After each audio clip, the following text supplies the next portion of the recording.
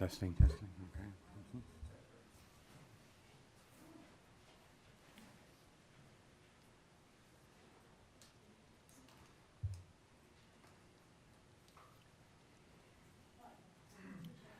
Afternoon.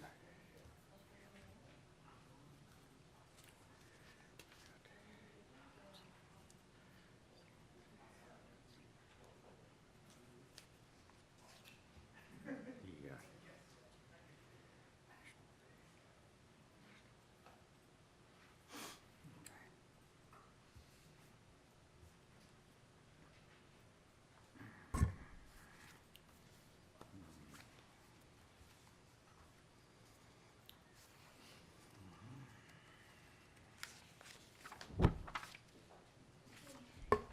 Is that? No problem. Hello, everyone. Welcome to the afternoon session of the Committee of Adjustment. This is Toronto and East York. We've got some substantial kind of introductory remarks that have to be made. Bear with us, but we'll talk about the process, etc. So, in accordance with sections 45 and 53 of the Planning Act, this meeting of the Committee of Adjustment is now called to order. And what the committee does is that we consider variances from the provisions of the zoning that applies to a property. We can also give permission to extend or alter lawful non-conforming uses. And finally, we can consent to sever property to create lots. So we've got a division power there. Before we go any further, we want to acknowledge that we are meeting on the traditional territory of many nations, including the Mississaugas of the Credit, the Anishinaabe, the Chippewa, the Haudenosaunee, and the Wendat peoples. And it's now home to many First Nations, Inuit, and Métis people. We acknowledge that Toronto is covered by Treaty 13 with the Mississaugas of the Credit. Committees of Adjustment are now conducted in a hybrid, in-person fashion. We need to talk about that a little more. So maybe in person, people may be coming in a hybrid video or audio. So some people will make their submissions in person and others will participate virtually by electronic means through WebEx, which is an online digital platform. The meetings are also streamed on the Toronto City Planning YouTube channel, and anyone wishing to view the hearing may watch on YouTube. Those who want to participate virtually and have registered in advance will be connecting with their computer or tablet, smartphone, telephone, and they'll have the option of participating via video or audio only. All virtual participants will automatically be muted on entry. When your item is called, you will be unmuted by the moderator, one person at a time. We ask that you mute your devices until you're called to speak because we often get reverberation. Those participating by video appearance will be temporarily upgraded to panelist when your item is coming up. During this time, your camera will be enabled. You will only be visible during your 5 minutes allotted speaking time. At all other times, your video will be disabled and you'll be reinstated as an attendee. For both in-person and virtual participants, Committee of Adjustment staff will share presentations submitted in accordance with the written submission deadline. Those participating through WebEx are not allowed to use share screen or any other panel control during a video appearance. If you do that, we'll shut you down. In terms of getting a copy of a decision today on an item that you may be following or appearing on, people who attend in person and want to receive a copy of this decision of the committee must fill out a decision request form. And those participating virtually need to submit a written request for a decision by email. Please ensure that you include your name, address, and email address because the Committee of Adjustment and the Toronto Local Appeal Body will be sending notifications and appeal updates by email. If you don't agree with the decision of the committee, you may be able to appeal the decision to the Toronto Local Appeal Body or in some circumstances to the Ontario Land Tribunal. However, you should know this, since about a year ago, the provincial government amended the Planning Act and generally removed rights of third parties to appeal Committee of Adjustment decisions. Only the applicant, the Minister of Municipal Affairs and Housing, specified persons, and public bodies, as those terms are defined in the Planning Act, are permitted to appeal decisions of committee. Appeal instructions are also set out at the bottom of the decision of the committee. All right, a word on hearing procedure this afternoon. I'm going to call each item in the order listed on the agenda. Where an application is uncontested, the agent or applicant may proceed with their presentation if desired. When the committee does not require a presentation, applicants are to advise the chair should they wish to speak to the committee. The committee may ask questions and/or take the matter into committee for a decision. Each speaker, including the applicant agent, will be given a maximum of 5 minutes to address the committee. I'll comment when you're reaching that 5-minute limit. Any presentation or other materials you want to submit to the committee, they must have been emailed in advance of this hearing. Staff and committee members can't accept materials at the hearing. So when addressing the committee, would you please clearly state your name and address for the record? We'd like to get that up front. Please remember to confine your remarks to the matters outlined in the application. In terms of order, the applicant or the agent will proceed first and will make a presentation to the committee of the application. Please note that the committee may not entertain revisions to proposals at the hearing today. The committee may decide to defer the application if substantially revised to ensure that the revised application is accurate and that all those entitled to notice of the application are informed of the changes. Then individuals, either in support or opposed to the application, will be invited to speak. Generally, we first call on speakers who are here in the hearing room and then those participating through WebEx. Committee members may ask questions of each speaker after they have finished their presentation. When all speakers are finished, the applicant agent has an opportunity to rebut only those issues that were raised by the speakers. That will mark the end of the discussion, and the application will then be taken into committee for a discussion and for a decision. All right, thank you. Just turning back to our agenda for the moment. Panel, I ask staff too, are there any declarations of interest or declarations of a conflict with respect to any of the applications on our afternoon agenda? I'm not seeing any. Oh, all right, thank you. Madam Deputy Secretary Treasurer, do we have any deferral requests for the afternoon? Good afternoon, Mr. Chair and panel members. No, I don't see any official deferral requests for this afternoon. All right, thank you. I'll just see if there are any other preliminary matters, but I think we're there. All right, thank you. We'll proceeding with our agenda then. We're starting the afternoon with item 18, and it's an address on Vaughan Road, 147 to 153 Vaughan Road. And I'll ask your indulgence while I pull this up on a screen. And I can read the purpose. All right, okay. I don't know if I caused that or not, but okay.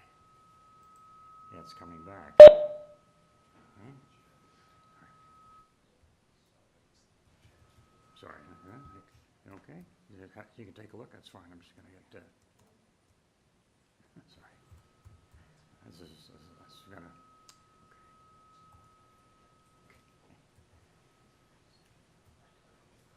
Yeah, I just got to get in. Sorry, guys. This happens sometimes. That's what caused it. Just gotta check the chair out here.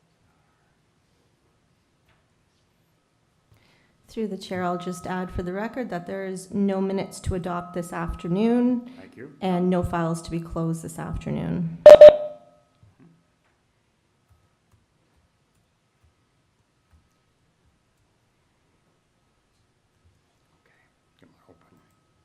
Very good, okay. Just bear with you here.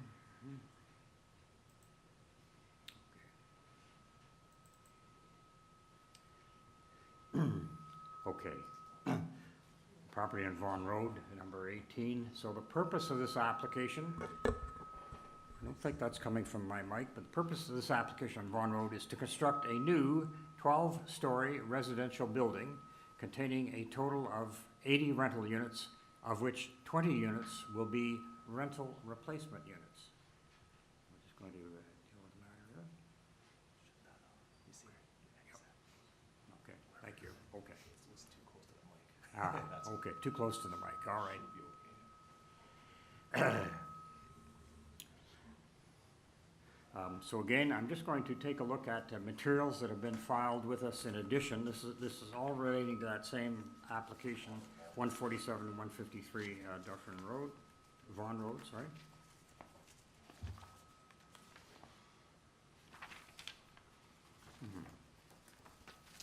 The additional materials we have with respect to this application include a copy of a survey, site plan, floor plans and elevations. We have a revised site plan, floor plans and elevations. We have an arborist report and tree protection plan by private entity. We have a landscape plan prepared by Land Art Design, landscape architect. We have a parking study prepared by Kenneth Chan. We have a transportation impact study report prepared by Kevin Chan. A shadow study prepared by IBI Group Architects.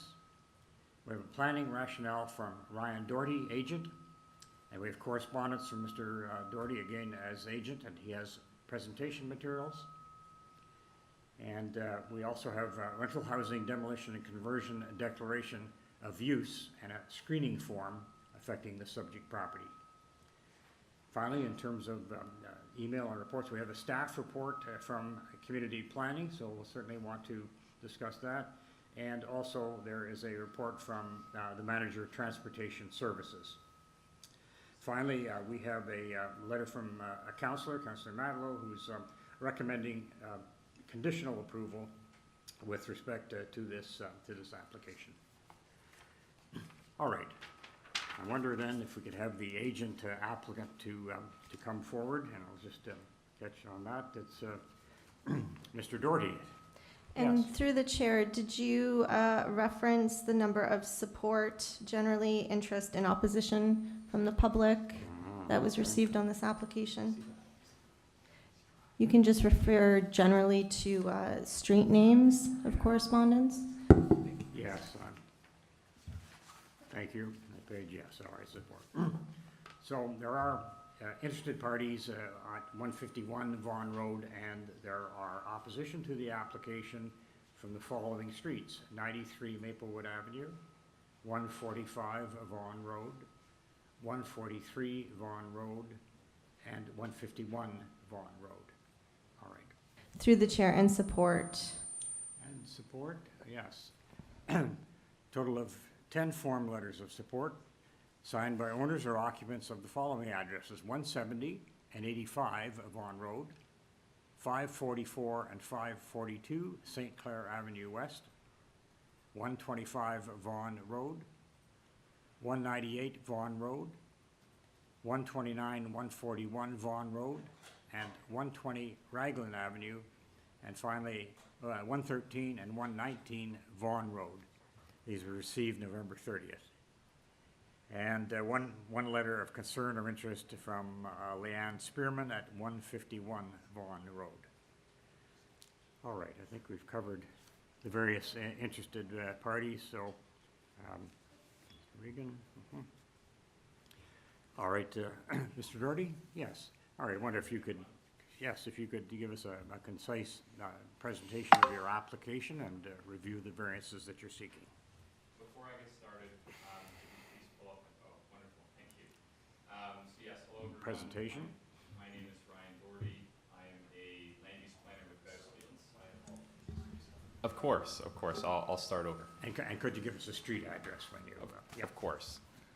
So again, my name is Ryan Doherty. I am a land use planner with Bausfields, an agent to this application. My address, or the office address, is 3 Church Street, Suite 200 in Toronto. Thank you. So I'm here on behalf of NJS with respect to an application to permit a 12-story rental apartment building. Prior to filing this application, we filed SPA and rental housing demolition applications in October 2020. We first presented this application to the community in February 2021. Since that time, we have been working closely with city staff to land on an appropriate built form and rental replacement program for this project. Several revisions have been made to the proposal to address staff comments, and we held an applicant-led community consultation meeting this past June. A tenant meeting on the rental housing application was also held in September. The minor variance application before you today follows more than 3 years of work on these applications with city staff, the councillor's office, and the community. Community Planning have written a report which recommends approval conditions that we are in support of. The conditions would ensure that no development can occur until the rental housing application, which includes a tenant relocation and assistance plan, is approved by City Council. Transportation Services has also written a positive report recommending a condition to secure $25,000 towards local road improvements. We are also in support of this, and it's my understanding that Councillor Matlow has written in support of that condition as well. So if we could go to the next slide. The site is located along the east side of Vaughan Road, 300 meters north of St. Clair. The site is comprised of 2 3-story rental buildings containing 20 units. Next slide. The site is located within walking distance of St. Clair West Station and the 512 St. Clair streetcar and is within a protected major transit station area. Next slide. The proposed 12-story height falls within the development pattern near Bathurst and St. Clair and along Vaughan Road. For example, there is an existing 12-story long-term care building to the north, an existing 13-story building at 100 Raglan to the west, and the approved 15-story block developments building, which was also done by way of site plan and minor variance, to the south at 129 Vaughan Road. We could skip 2 slides ahead, please. So there is a recent planning framework which applies to this area. The site is located within the Upper Vaughan Village, which provides opportunities for tall buildings along the east side of Vaughan, so long as they transition between St. Clair and lower scaled areas. In terms of the proposal, again, it contains 80 units, inclusive of 20 rental replacement units. The building is configured as 12 stories with a 7-story base and a 4-story street wall. Above the base, the upper levels of the building are stepped back from the west, north, and south, and the proposal also includes public road and laneway widenings. Next slide, please. A total of 15 variances are required. These consist of several built form, parking, and technical variances. Many of these are required given that the in-force zoning is outdated and does not align with the current policy direction in the official plan and the planning framework. And we are of the opinion that the variances should be evaluated on their impact rather than just on a numerical basis, and think that the variances will deliver a building that achieves 3 key municipal objectives. 1, in providing new rental housing next to transit. 2, the replacement and enhancement of existing rental housing. And 3, the improvement of the public realm through conveyances and landscaping. We could skip to the next slide. So this is a site plan which shows the proposed 7-story base and upper level step backs. It also shows the road and laneway widenings. We go to the next slide. At grade, the proposal will provide landscaping improvements in the form of new tree planting, public seating, and hardscaping along Vaughan Road.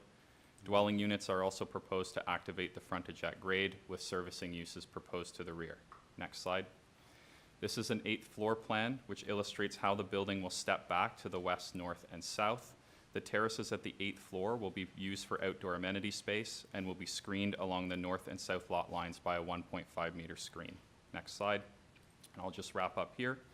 This is a summary of the history of the file, which includes several instances of public consultation dating back to 2021. I understand the applicant has also been out speaking with local residents about this proposal and has received several letters of support, including several from neighbors who live on Vaughan Road. So thank you very much for your time. I'd be happy to answer any questions. Just as to the purpose and just for my own edification here, so 20 units will be rental replacement units. So you're offering sort of current tenants the ability to come back and have those units? Is That's correct. So this, yeah, that's correct. All right. Okay, thank you. Members, any questions at all for the Through the applicant? chair, we do have a number of speakers to Yes. this item. Okay, all right. Well, then all right, well, we'll deal with those items. All right, sir, well, if you'd mind stepping back into the gallery and we'll, Thank you. all right, we'll hear. Let's just have a look. Madam Deputy Treasurer. So we have some in support and, of course, some in opposition. What do you think? Through the chair, looks like majority are listed in opposition and they are here in person. All right. Okay. All right, fine. Great that you're here in person. So we'd ask the following people, perhaps one at a time, to come up. Teresa Borowski, and I see Christine Borowski. Would you like to come forward, please? Christina, the wrist.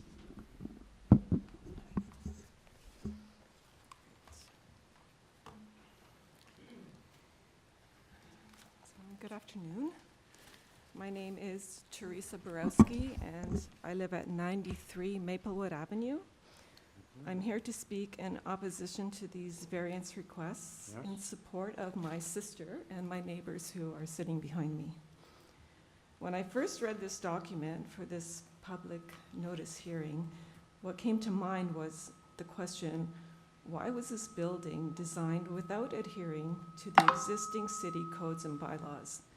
It appears that these developers design buildings in whatever fashion they wish, and then assume that this committee will support their variance requests. Why do these codes and bylaws exist if they are not adhered to in the initial designs? Item number 6 requests that the south side yard setback be reduced to 0.1 meter. That's 0.1 meter. That is an unreasonable request, considering that there is a single-family home that shares that property line. No consideration has been given to that homeowner of 145 Vaughan Road and how this will affect the integrity of her home. Item number 11 and 12 reduces the landscaping by more than 50%. Green space and trees have already been sacrificed in this immediate area by other development projects. Vaughan Road will soon be left with nothing but a series of concrete blocks.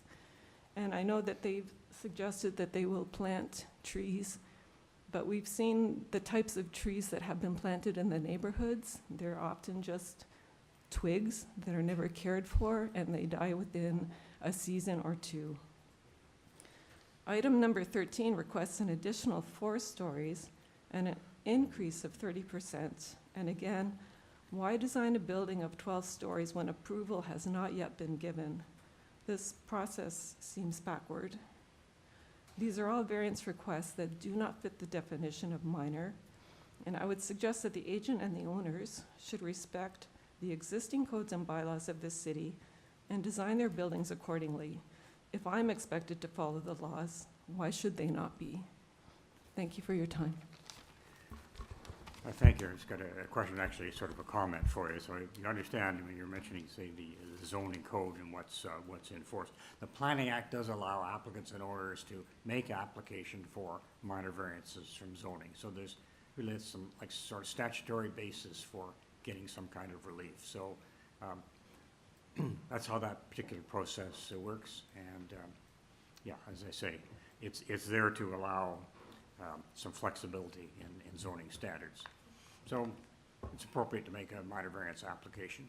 We'll hear all submissions and make a decision. Thank you. Thank Any you. questions for the speaker? No? No? All right, thank you, Miss. Thank you.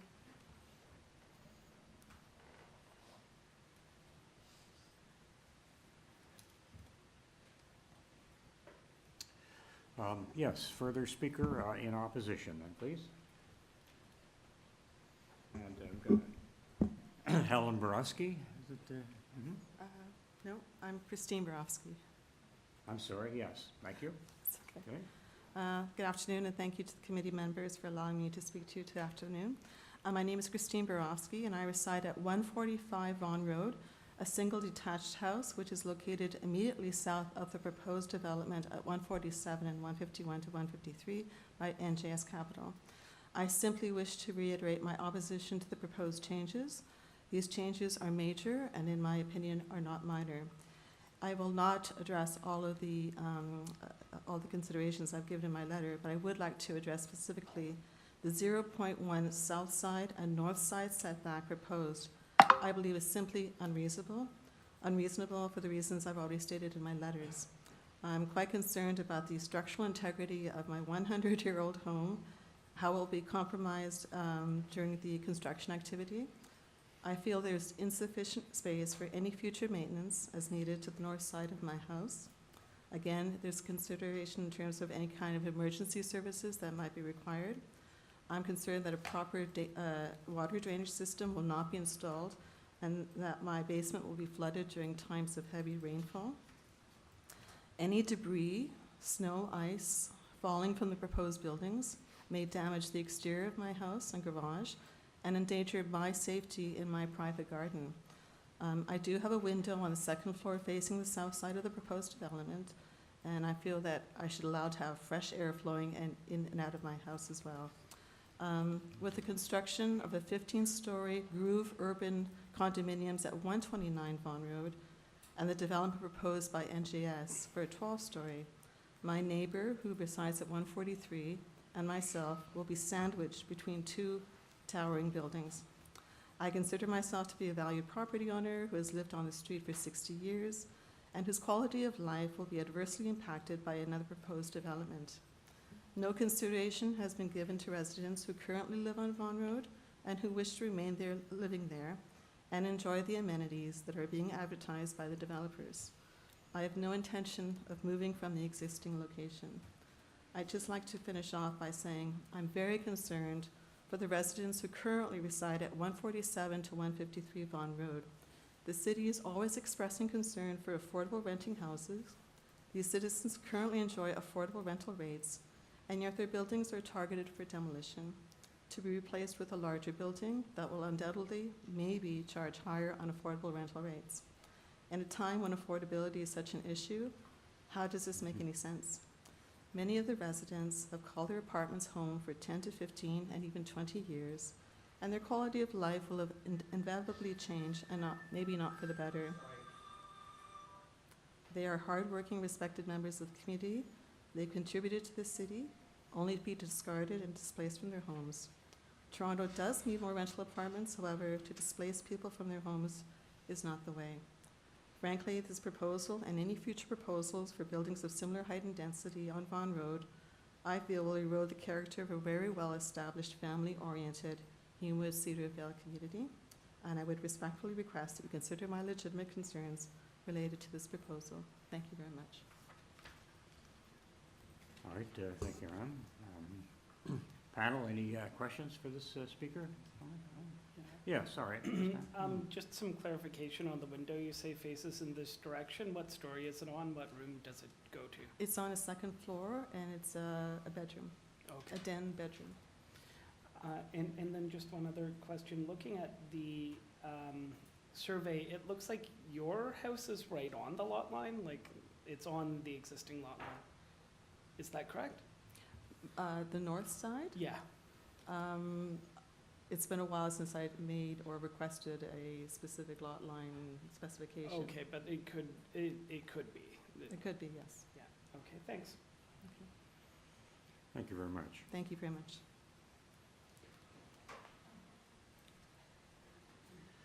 The next speaker in opposition, please.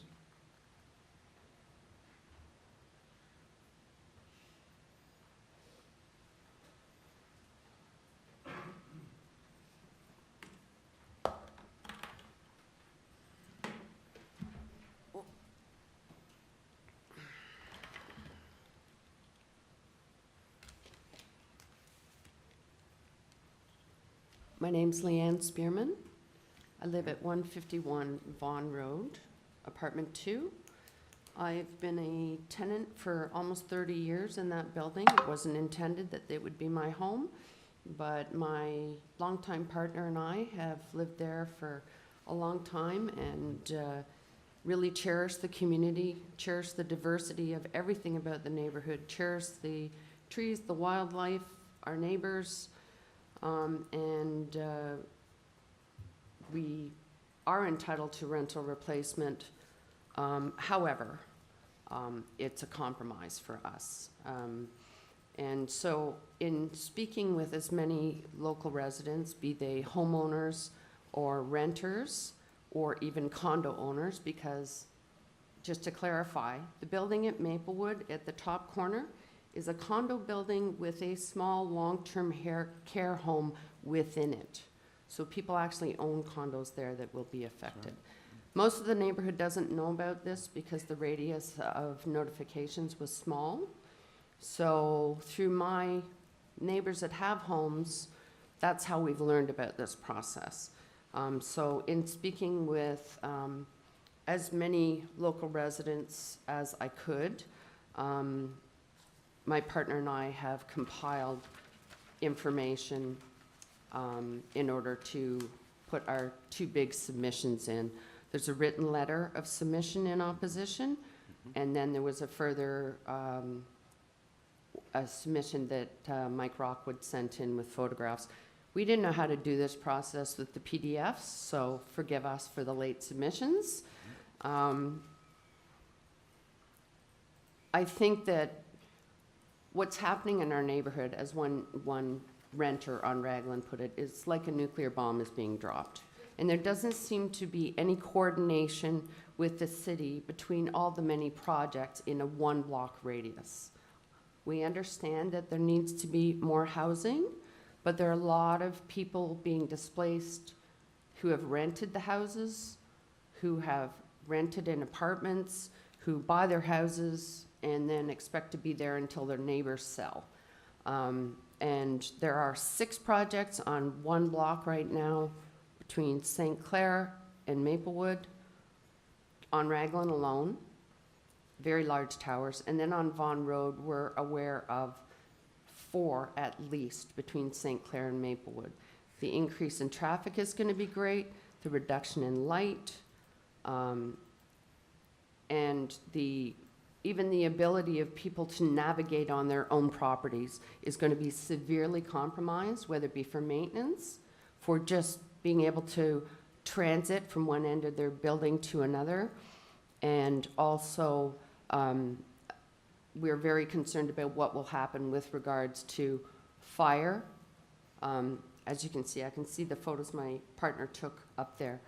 That is a narrow passageway between twin apartment buildings, 2 separate owners, and that is what we all have to share.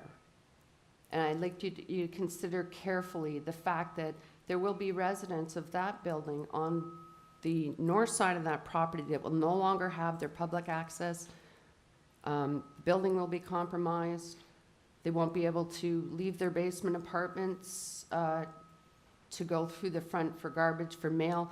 And if it's down to 0.1 meters in that tiny space, there will be no clear access for fire services. The measurements are all laid out on the bigger submission, the written submission, and then the photographs back that up. We feel that although 12 stories is considerably lower than most of the towers being proposed in the area, the ideal is the Oban building to the south. I think it's 129 perhaps. That is 9 stories. That's much more reasonable. There's better setbacks, lower height, and the override of the bylaws with this proposed building through the owner NJS is going to be too compromising for 2 small lots. All our neighbors and houses are going to be left with no sunshine, won't be able to enjoy their gardens, and we just, even though we're entitled to going back to the building, I'd like to just say that we would like better for our community. Okay, your 5 minutes is up. Is there anything? Yeah, all right. That's fine, Fine, thanks. thank you. Okay. I wrote a lot. It's hard for me to speak a lot. Yeah. Well, hang on a moment. We'll just see if there are anyone that wishes to ask you any questions. You said, I forgot to, you have a single detached home that's going to abut close to the project, is that right? Sorry? I'm sorry, is it, no, we were speaking, sorry. I'm a renter in Yes. 151 that's being proposed And to be 150. taken down, yeah. Thanks so much, okay, got that clarified, thank you. All right, thank you, Ms. We'll see if there's a further person that wishes to speak. Is there a further person who wishes to speak in opposition? Thank you. Come forward. Yes, hello. Hi there, My name Catherine. is Daniela McGarten. I reside at 147 Vaughan Road, and I just really want to say that I really believe that the process was flawed. In terms of just having communication, having notification in the community, and this is a city issue, right? I mean, the signs are getting smaller and smaller. I had to work with Andrew around getting senior tenants from 147 to come and speak to this, because a lot of seniors don't have access to WebEx or, access to internet, and there has to be a better way of getting community consultation, right? And this is really what I want to speak to, because it's problematic. Thank you. Well, that's fine, because there are sort of regulations in the Planning Act which tell us sort of what area has to be circulated, like in terms of meters, just so you'll know. So there's kind of there's an official area that has to be notified, and then there are other ways to hear about an application happening, but. Right, I know this is a committee of adjustment, but the process from the beginning, really notifications from NJS, they've never been very forthcoming, and it's. Have you had any community meetings then with the applicant? Well, I actually asked Andrew for, having a tenant meeting, which he then set up, right? And we were present, but ultimately, it's also about the signs. If you want the community involved, there's big signage for the other condos. You can't just put a little sign up and expect the community. Leanne and her partner had to post a community. I mean, if you want community input, which we should have, our counselor is MIA, right? That's another story. So, but anyway, I thank you. Okay. Please look at this piece, and God bless. Thank you. Thank you. Are there any other speakers in opposition, either here today or virtually? Through the chair, that is all the registered speakers. Right. So if we can have the agent back to address the speaker's comments. I noticed that also we have speakers in support of this application, right? Or at least we have I think form there letters were of support. But not But speakers. no, okay, not speakers. All right. Not in person, that's correct. All right, we'll ask the agent applicant back, please, and certainly side yard setback is going to have to be addressed as part of those remarks. Yeah.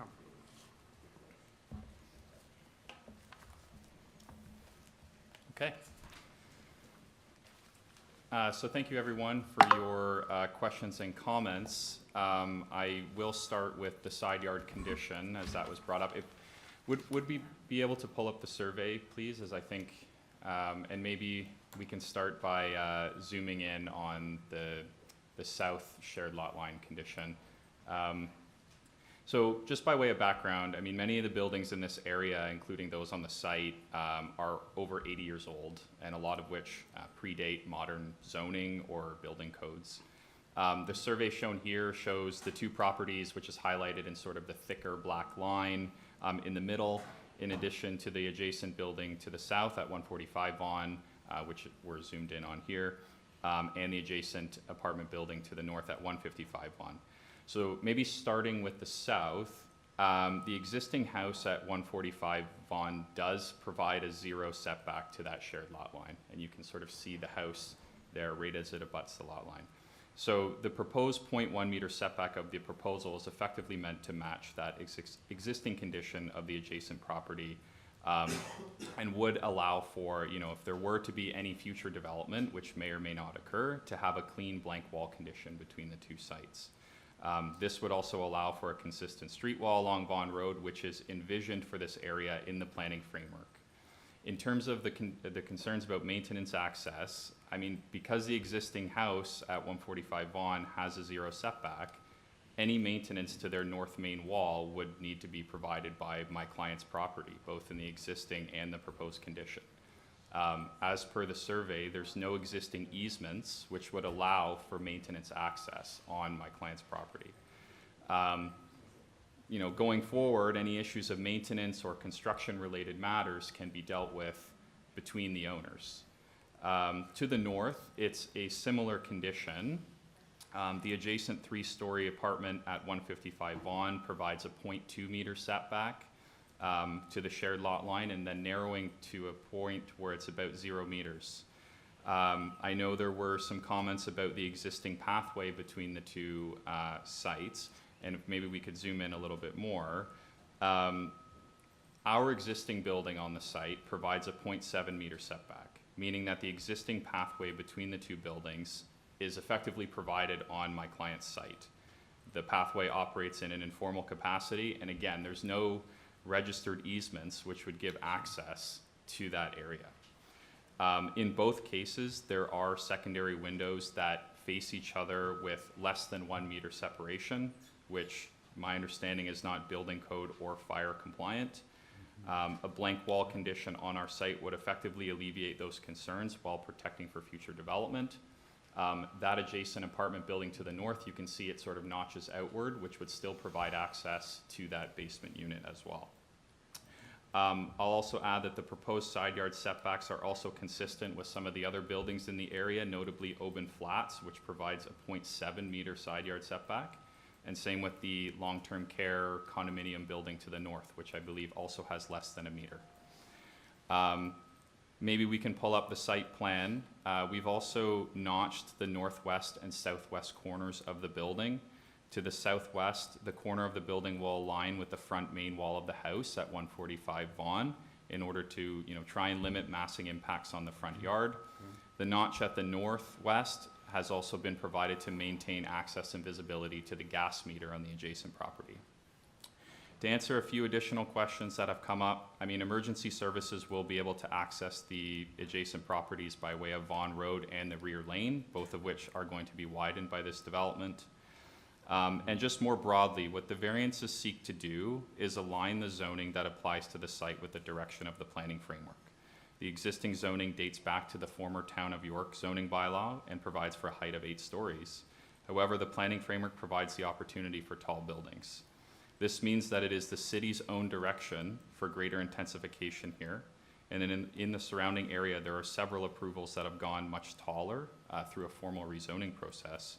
But we're proposing much less height and density than those sites and are also less than the 15-story building at 129 Vaughan. Just talking a bit about process. The SPA and RH applications were submitted in 2020 and have gone through 3 years of review with staff. We have had several instances of public consultation, including the Vaughan Stakeholder Advisory Committee in February 2021 and an applicant-led meeting in June 2023. Both of those meetings were not required, and I'll just wrap up here, but we felt it was important from an engagement perspective. I would also argue that this level of review and consultation is consistent with that in a formal rezoning application. And just finally, on the rental housing matters, you know, we understand and appreciate that this is a difficult issue for tenants.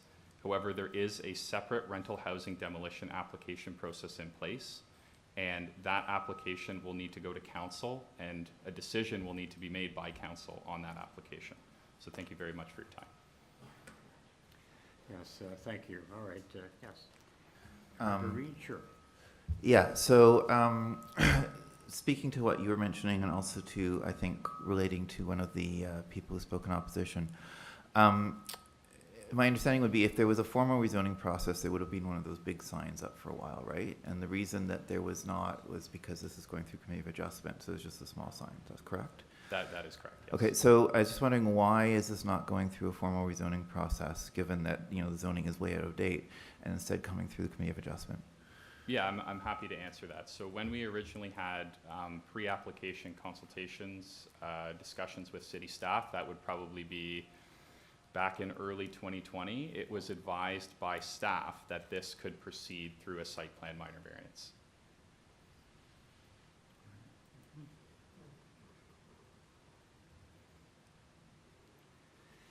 Any further, any questions? All right, sir. Thank you for that. Just thinking about it here. So you mentioned there's a site plan approval application that's ongoing. Yeah, is that correct? Yes? Yes, right. we've made 2 submissions and we'll be making a 3rd shortly. And just in terms of the demolition, then you're saying there's a process that still has to go before council for that decision about rental housing being removed. Yes, so Yeah. we've been working Right. with housing staff. We've had the Right. tenant meeting, and that Right. application is supposed to go to council for a decision. There's a city planning staff report, and it has some recommendations as conditions, and part of that relates to a percentage of the non-rental units. Have you seen that report? Yes, I've seen the city planning report. We're in full agreement with those conditions. Okay. My understanding is it's 15 and 10, 15 2-bedrooms, 10% 3-bedrooms. Okay. Through the chair, can staff put the community planning conditions up on the screen? Thank you. Just for the record, there is a number of conditions from community planning. Another one that also relates to the owner shall obtain city council approval of the rental housing demo application. I'll just mention that we've had some bedroom size issues before us today in the morning, so, you know, we have some extra interest because of that, in terms of how many bedrooms, et cetera, will be there. All right. So we have these applications. Perhaps I'll just read them out, and maybe that's best. So, city planning staff recommending these conditions be imposed. A minimum of 25% of the new dwelling units, those are the non-rental replacement units, so 25% in the building, must have 2 or 3 bedrooms broken down as follows. A minimum of 15% of the new dwelling units in the building must have 2 bedrooms. And in addition to the new dwelling units that have 2 bedrooms, a minimum of 10% of the new dwelling units in the building must have 3 or more bedrooms. And condition number 2 recommended. The owner obtains city council's approval of the rental housing demolition application, and it's mentioned, the municipal code is mentioned there, pursuant to section 111 of the City of Toronto Act 2006, and meet any required conditions of approval prior to demolishing the 20 existing rental dwelling units. And finally, the owner is to build substantially in accordance with plans prepared by Arcadis Architects dated November 9th, 23, and date stamped received by the committee on November 20th, 23, with respect to the 20 rental replacement units. All right, okay.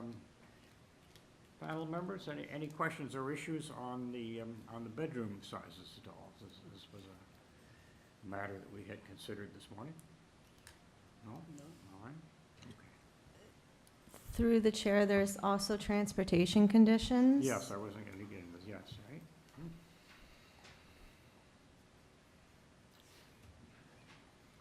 Thank you. I'll just get to that.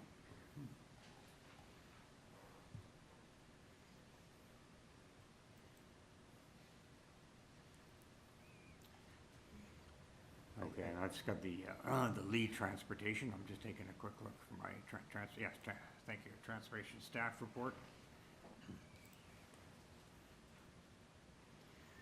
All right, well, this may need a little previewing as well then. Okay, so this is from the transportation section of the city, and it acknowledges that they're looking at a site plan approval, so there's a further thing that must be done there.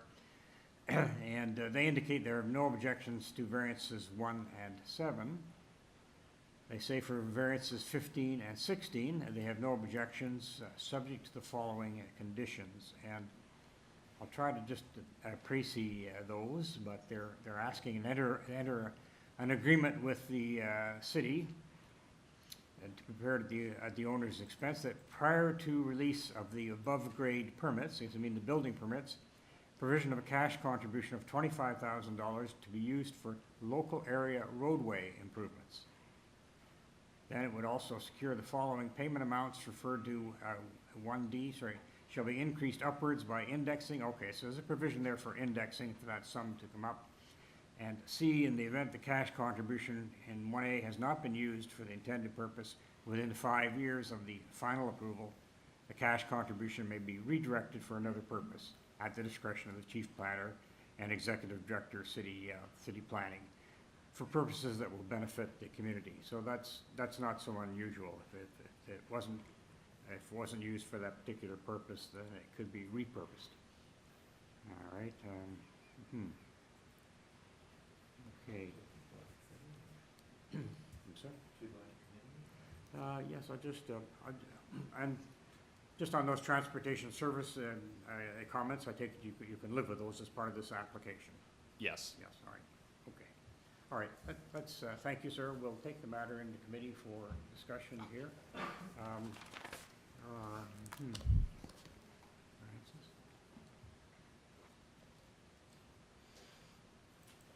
Thanks, I'm just getting myself back to the application and the various variances.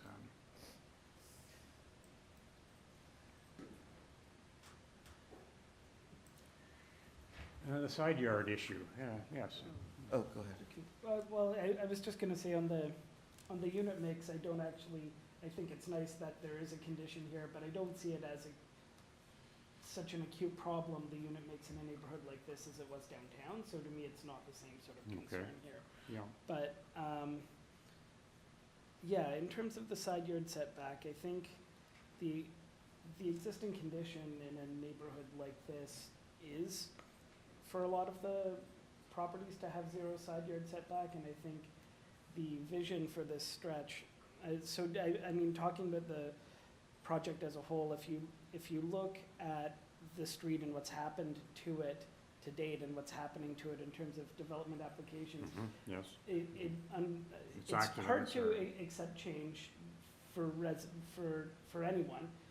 It would be hard for me if I was living in that area, but it's the single-family homes that actually are now the ones that sort of stand out as not being appropriate in the local context. It's these buildings that are coming that are matching the context. And so if you look at the context of the neighborhood and how it's developing, looking at the massing models, and when you consider what would have been able to be approved as of right here is not actually so far off from what they're asking for. You know, I think the shadow study especially sort of demonstrates that the as of right is actually very close to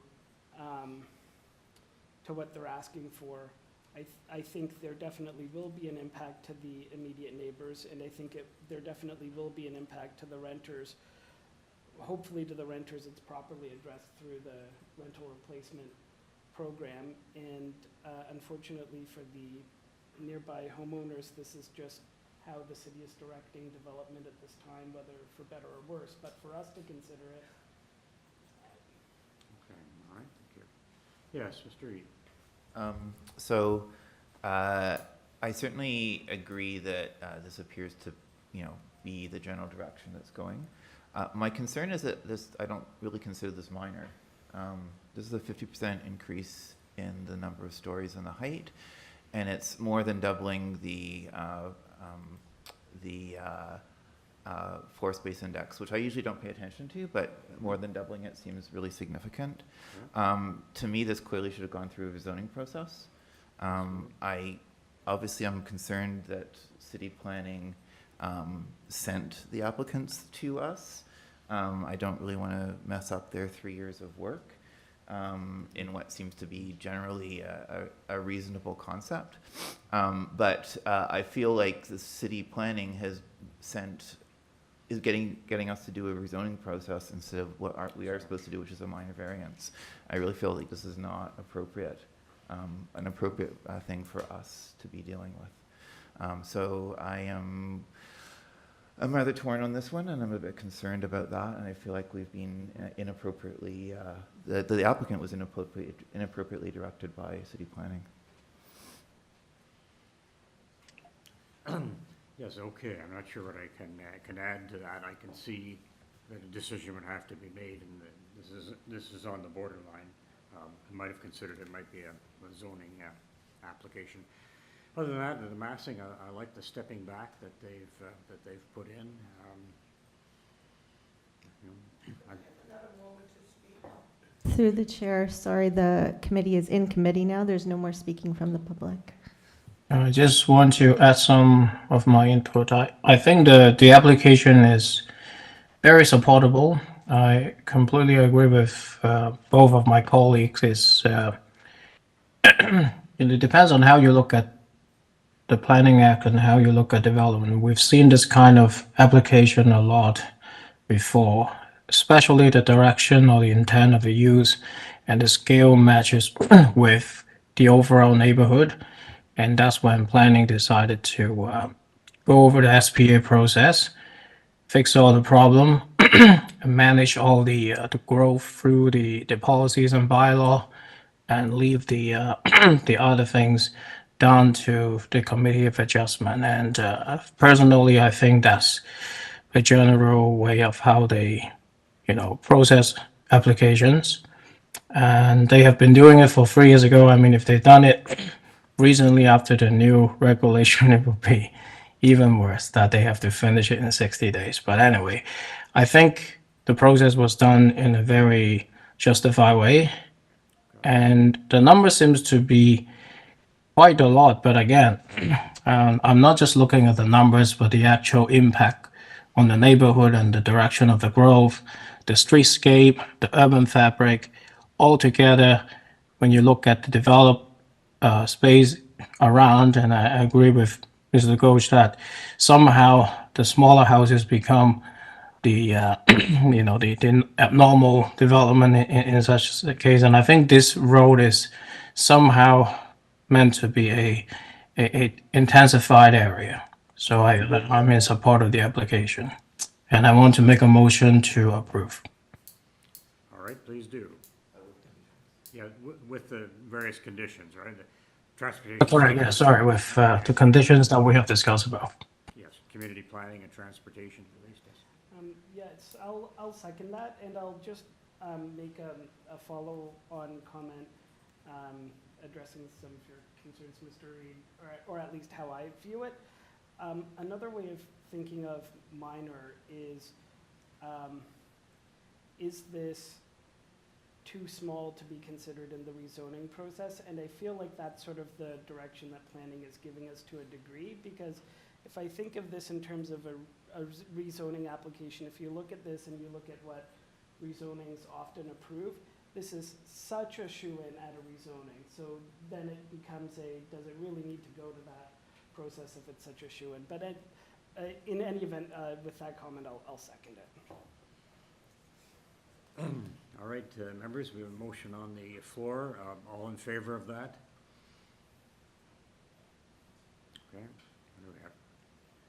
All right, and those, Through the chair, so Mr. Reid is abstaining, and Mr. Wilkins is sorry, not abstaining, sorry, Mr. Reid is dissenting? Oh, you're abstaining. I'm not sure that you can. Yeah, that you can abstain. Okay, so Mr. Reid is dissenting, and Mr. Wilkins is dissenting. All right, so it's a divided result, but the application is approved 3-2, and those minor variances then are approved with those conditions. Thank you, folks. We'll move on to a further item in our agenda.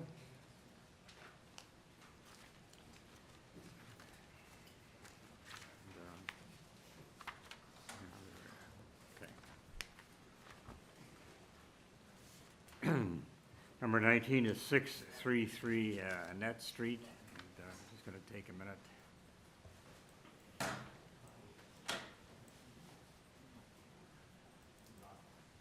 Okay.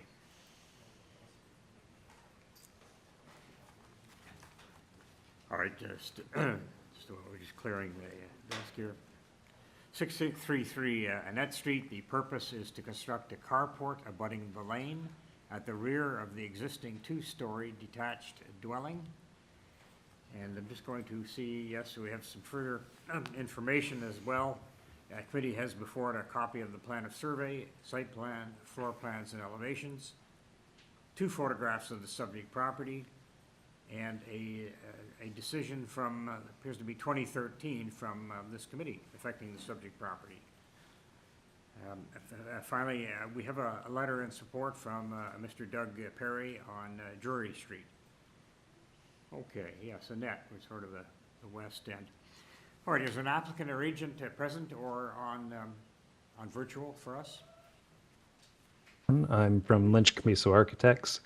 We're at 570 Annette Street.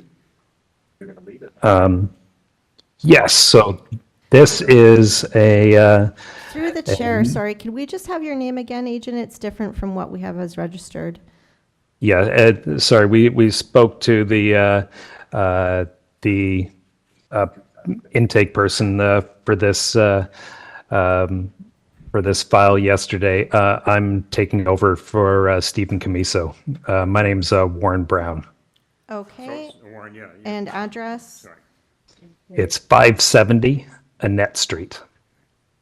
Okay, thank you. And through the chair, I'll just note that we have no other registered speakers for this item. I noticed there was mention in the extra material about two photographs. Is it possible for us to take a quick look at those? And as you explain the site? Absolutely. Okay. All right, staff, is it possible? Do you have those pics? Because we've got a carport at the rear of an existing two, okay.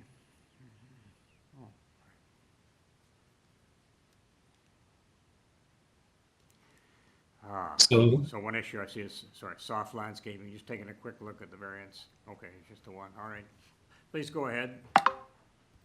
Yeah, so what you're looking at there is the existing concrete pavers. So that's where our clients are currently parking. We've designed the new garage in order to not extend past those existing pavers, which are to remain in place. The reason we're here is because of the existing soft landscaping does not meet the current requirement. Yes, right. So just speak to us about, although you're going to 26%, where is that soft landscaping as we looked at those pictures? That would be in the center of that site plan there. It's in between the existing sort of parking pad pavers and the patio pavers that are beyond. Okay. All right, thank you. All right, I think that's fine. So I'm just going to see if there are any questions from any of the panel members here. I take it it's the single variance relating to soft landscaping. Any questions or issues? All right. And Madam Deputy Secretary, there are no other speakers. Is that correct on this issue? No. All right. Okay, we'll take the matter into, well, Dexter, before I take the matter into committee, can you do any better on the soft landscaping? I don't know, I mean, it might mean sort of disturbing a little bit of that, of those sort of concrete pavers that are there, and it looks fairly dense in the sense of, there doesn't seem to be spacing between the various bricks. Yeah, I don't believe so. Like, in order to provide enough room to actually fit a car within in that garage space, we really can't shorten that garage any further. That being said, we've done our best to stay within the footprint of what's there currently. And is the carport for one vehicle, or is it for two vehicles? It can be used either way, but yes, they only have the one vehicle. Okay. Members, all right, let's take this into committee. Personally, I wouldn't mind seeing a little more, a little more of adjustment to do it on the soft landscaping, but the architect says this is the situation. Any other views and a motion, please? I mean, I think it's pretty much preserving the status quo. There isn't, it's the same amount of soft landscaping before and after. True. I don't know, I have trouble with reductions of 50% of what's required and calling it minor. And I think the status quo, I mean, the status quo is not necessarily, No, it's not what Right. should necessarily guide us, no, that's fair. and I see a lot of pavers at the side, at the back, and I don't necessarily see why there isn't room to change other things to make it fit.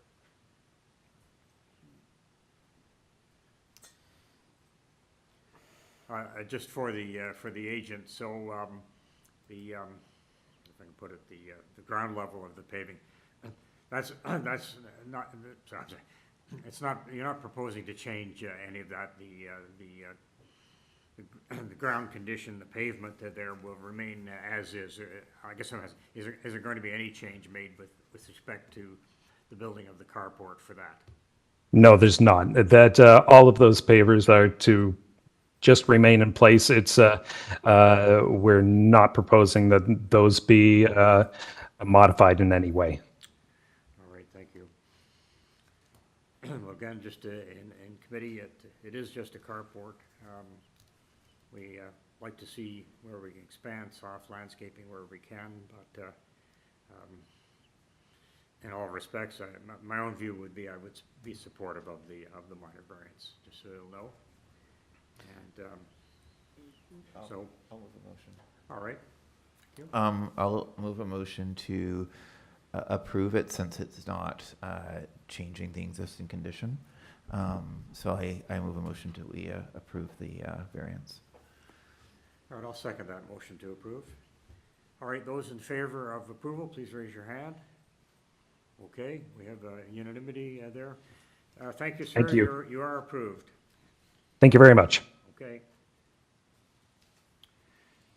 Item 20, Cadorna Avenue. I don't know where that one is in the city. Cadorna Avenue. And let's get to that. All right.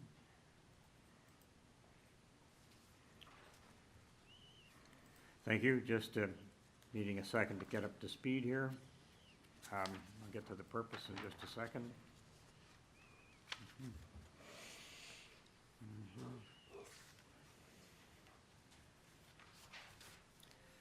Okay, just appears to be one speaker. All right, the purpose of this minor variance is to construct a new two-story detached dwelling with a front integral garage, a front covered porch, a rear basement walkout, a rear covered ground floor deck, and a rear second-story Juliet balcony. The ancillary building, a detached garage, and the rear yard will be demolished. All right, and just in connection with that, just taking a look at additional material that's come in for committee. Again, we have a copy of the plan of survey, the site plan, floor plans and elevations. There's one photograph of trees on the subject property, and just as I reference that, I'm just checking my notes. So yes, there's an urban forestry condition number 1, so they're probably speaking to that. And there's a staff report from the supervisor of tree protection. We have correspondence, interest or concern from Joan Gale and Julie Clark of 117 Cardona Avenue, and also concern, interest from Marta Hopkins at 101 Lesmont, L-A-S-M-U-N-T Avenue. Finally, we have 3 form letters in support, signed by owners or occupants of 89, 106, and 115 Cadorna Avenue. All right. All right, could we have the agent applicant speak to us, please? I take it you're virtual? Hello? Hello, sir. Hello? Yes, hi, sir. We can hear you. Can you have your name Okay. and address? And this is on respective Cardona Road, Cardona Avenue, excuse me. Yes, my name is Arben Spapi. I live at 1287 Strath Avenue, Mississauga. I'm the agent for the owner and designer too. I see, okay. I see that you have 4 variances. Why don't you just take us through those quickly? The first one dealing with permitted height. Yes, it's a side exterior height main wall from 7 proposed to 7.62, and its floor space index Yep, permitted 0.75, proposed 0.83, yes, and the lot coverage 35 to 42, and the setback of a platform, which is a deck, 1.6 to 0.92. These are the 4 variances. okay, thank you, sir. Any questions for this agent applicant? Are there any speakers in opposition to this? I understand there are no speakers, no. There are no speakers. I think we can take the matter into committee. Take the matter into committee.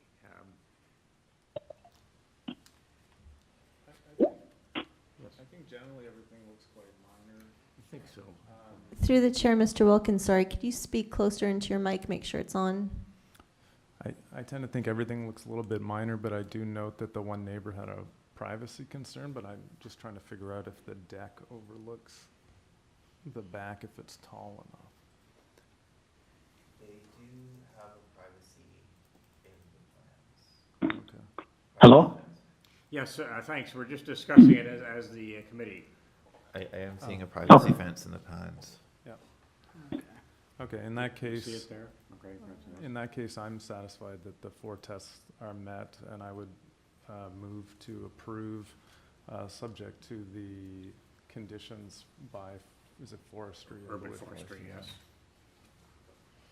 Yes, Mr. Reed? Well, I just wanted to mention that I'm not super excited by the trend towards putting garages in front, but I agree generally this is minor and totally supportable. So I second the motion. It's an integral garage here. Yeah. Yeah. Okay. I tend to agree, but, yeah. Is there a seconder for that motion, Mr. That was the Oh, sorry. All right, all in favor for approval with urban forestry conditions? Members are voting.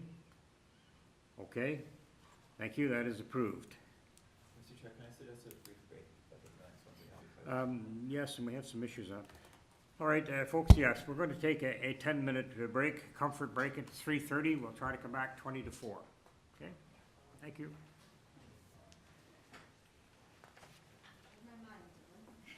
Very good. Good. Let's see if there's any more.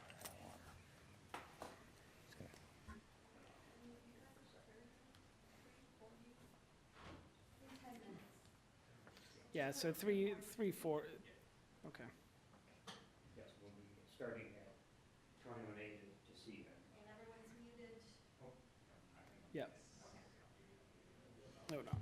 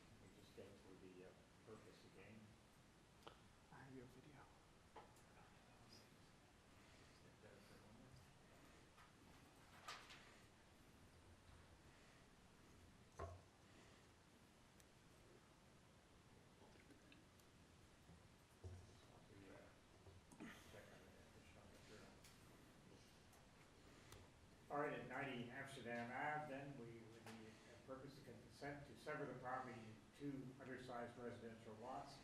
And I'll just say very briefly, part one would have a frontage of 7.62 meters, and a lot area of 232.26 meters, and that is similar for part two as well, and then there are associated variances. I know there's urban forestry condition, and also transportation, an engineering condition, a little concerned about trees and matters. Thank you.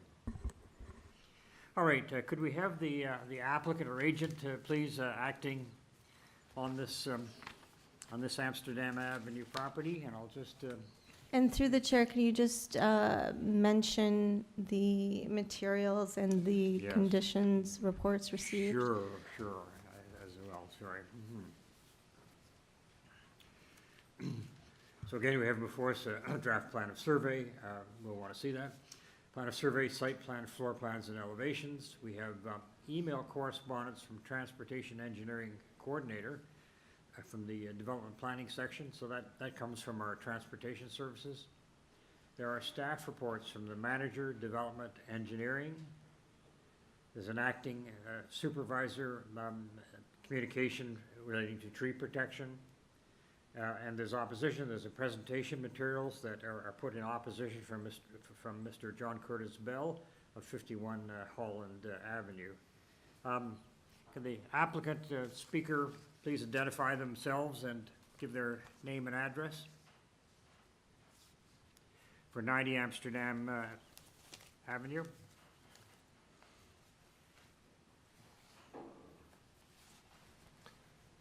Kowalski Ado, you have been unmuted. Oh, sorry. I am actually the designer. I am the gentleman representing us. I'm not sure if he's still on the line. His name is Mark Ado. Okay, where we're at, sir, is this the Committee of Adjustment? So we've just reached this item, 21 on the agenda.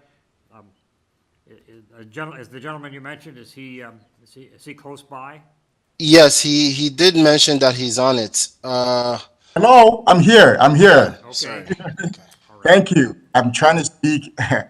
All right. Good afternoon, Chair, and members of the committee. My name is Mark Addo.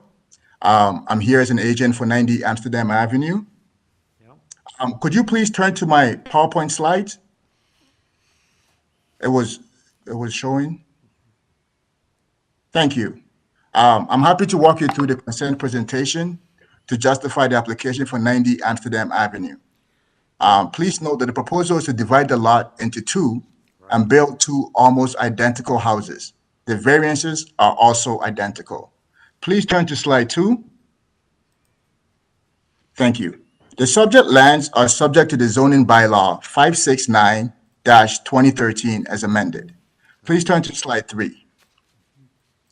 Slide 3 showcases the plans of the proposed development and application. Please turn to slide 4. Slide 4 provides the requested minor variances. The proposed newly severed lot will have a lot area of 232.56 square meters and a lot frontage of 7.62 meters. The proposed development is of appropriate size and is consistent with other approval variances of the area referred to on slides 9, 10, and 11. Can you please go to slide 10 and 11? So, members of the committee, as you can see in slide 10 and then slide 11, can you go to slide 11, please? Pretty much there is similar variances on the lot, which has been approved. There's similar variances on the street, which has been approved. 8991 Amsterdam Avenue are directly across from the subject site, and 8886 Amsterdam Avenue are adjacent to the subject site. Please go to slide 9. So, as you can see here, slide 9 provides a comparison chart of the proposed variances with similar approved variance on Amsterdam Avenue. The slide compares the bylaw requirement with 76 Amsterdam Avenue and 91 Amsterdam Avenue. This allows the committee to note that the requested variances are not far apart from variances that has been approved by the Committee of Adjustment. For instance, as for the side yard setback, the bylaw requires 1.2 meters. The proposed dwellings will have a side yard setback of 0.90 meters from both the east and west side lot lines. The intent of the bylaw is to move the separation of the spaces between properties for privacy. The proposal is similar to other proposals and recent approval in the area. 0.90 meters allows appropriate distance. It's sufficient distance between the property to the north and south, and it leaves separate space for privacy. As for the rear deck, you can follow by looking at the chart. As for the rear deck, proposed deck will be 3.02 meters into the rear yard and 0.990 meters from the east and west lot lines. The projection will leave sufficient space and will not adversely impact other properties. As it relates to the proposed 90B garage elevation, the bylaw permits the elevation of the garage opening above the center line of the road. The elevation is a function of the natural state of the site. That is why it generates that variance. The variance does not have adverse impact. Lastly, if you look at the lot coverage and floor space index, it's the intent of the bylaw to ensure that owners don't overbuild on the site. The proposed floor space index of 0.8 and 41% is reasonable dimension, and it's similar to other approvals in the area. Ultimately, the variance individually and collectively represent appropriate development in the subject land. The proposed variances meet the four tests of Section 45, Sub 1 of the Planning Act. They are located in the neighborhood where residential houses are permitted. Therefore, it conforms with the official plan. The variances are minor. The variances maintains the intent and purpose of the zoning bylaw. The variances are desirable for the appropriate development for the land. And the variances are consistent with the goals of provincial policy and official plan in prioritizing critical housing where there's a lack of supply and affordability has become a problem. This is a modest development to help provide housing. Again, I will like to inform the committee that the proposal maintains the intent of the official plan by supporting. Oh, could you please turn to slide 12? Thank you. So I would like to inform the committee that the proposal maintains the intent of the official plan by supporting and furthering the function of neighborhood areas and the characteristics of adjacent residential areas. All the variances, again, individual and collective, are minor in nature when analyzing the site characteristic and proposal and do not create any adverse impact. Okay, sir, Overall, just ask you to sum up as you've had your 5 minutes. Thank you. Thank you, Chair. Overall, the development on the site is a more desirable use and provides additional housing, meeting provincial and municipal objectives. Thank you for your time, Chair, and that concludes my submission. All right, sir, while you're there, my notes are from forestry, and essentially there's a mature blue spruce tree that is of concern, I guess, the way the applications have been drawn and where the locations of driveways would be. There's a concern that they would lose that tree, and so they're actually asking, or sorry, they're actually recommending that that this that the variances be refused. They also put in a suggestion, which I throw to you now, is whether driveways could be switched around. Are you familiar with that? Maybe you'd address the tree. Sorry, I take it it's regulated, so it's got the circumference, etc. Thank you, Chair, for that question. I would just like to bring to the committee, I would like to inform the committee that the Urban Forestry actually sent us this information on Thursday, which was the last time they're supposed to submit the information. We tried to contact them. We actually, Quesiado, the architect, actually replied to them, and they haven't replied back to us. So we've made several attempts to resolve the issue.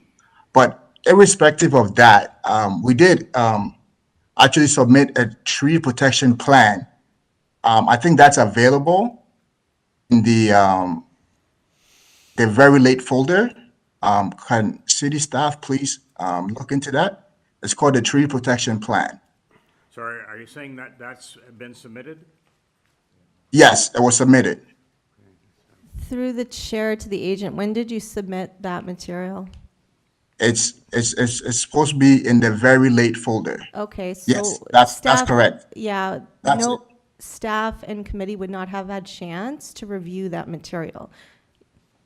Okay, I was trying to make a reference to the fact that when it comes to the tree, if you look at the slide right now, the tree is actually going to be protected in the sense that we can leave that tree up. And if you see the lines, if you look at where there's a lines crossing, that's where people will have access to build the property. So we can protect that tree just to satisfy the urban forestry request. On top of that, if need be, we're willing to cut that tree and pay the $583 fee, and then we will plant additional 10 trees, 10 smaller trees in the area. So we're willing to work with urban forestry in order to resolve this matter. It's just that when we got back to them, they haven't replied to us. I understand this is where you're proposing construction would be, but are you proposing leaving the driveways as they were, or rerouting the driveway by this design as well, in which case you would need an easement? So we cannot change the driveway. The architect is on the line. He can speak to that. I think a change of the driveway will kind of change the whole design of the properties. But Mr. Quasiado can speak I to it. understand. Actually, I have a different question in that case. But first, Madam Secretary Treasurer, did we have anyone in opposition for this? Through the chair, we do, so perhaps we can. Maybe I'll hold my question for after we hear from them. Sure. All right, through the chair, we can move at this point to the registered speaker, who is here in person. Mr. Bell, yes, please, okay.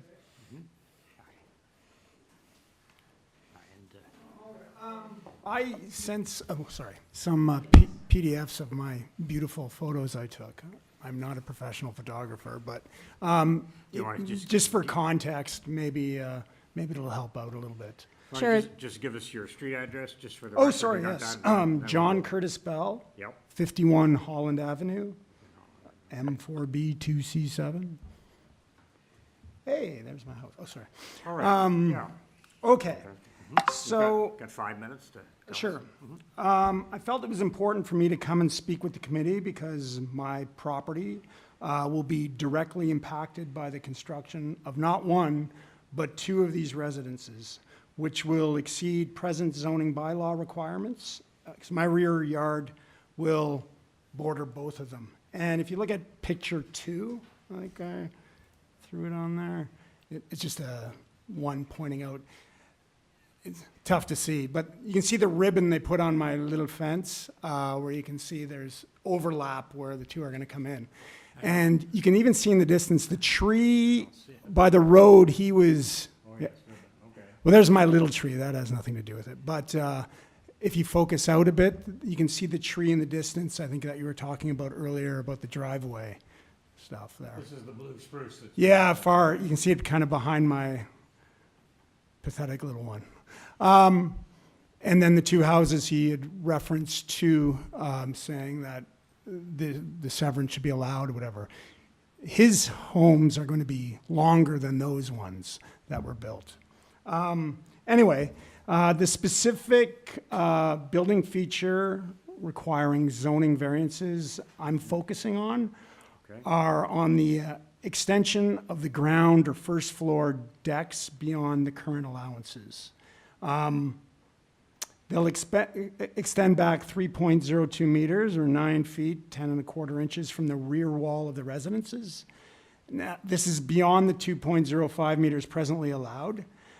The main concern we have, though, is with the height of this deck, which will be nearly 6 feet above the estimated grade. So not only will the decks of both homes be closer to my yard, and we don't have a lot of yard to work with anyway from what they're building, but will also be, in my opinion, unreasonably elevated. For context, you can see in the picture there, that his neighbor on his west side has a 6-foot fence. So that's going to be the bottom of the deck, basically. It's going to be hanging over his yard too, because the deck is going to be equal to the walls of the building as well.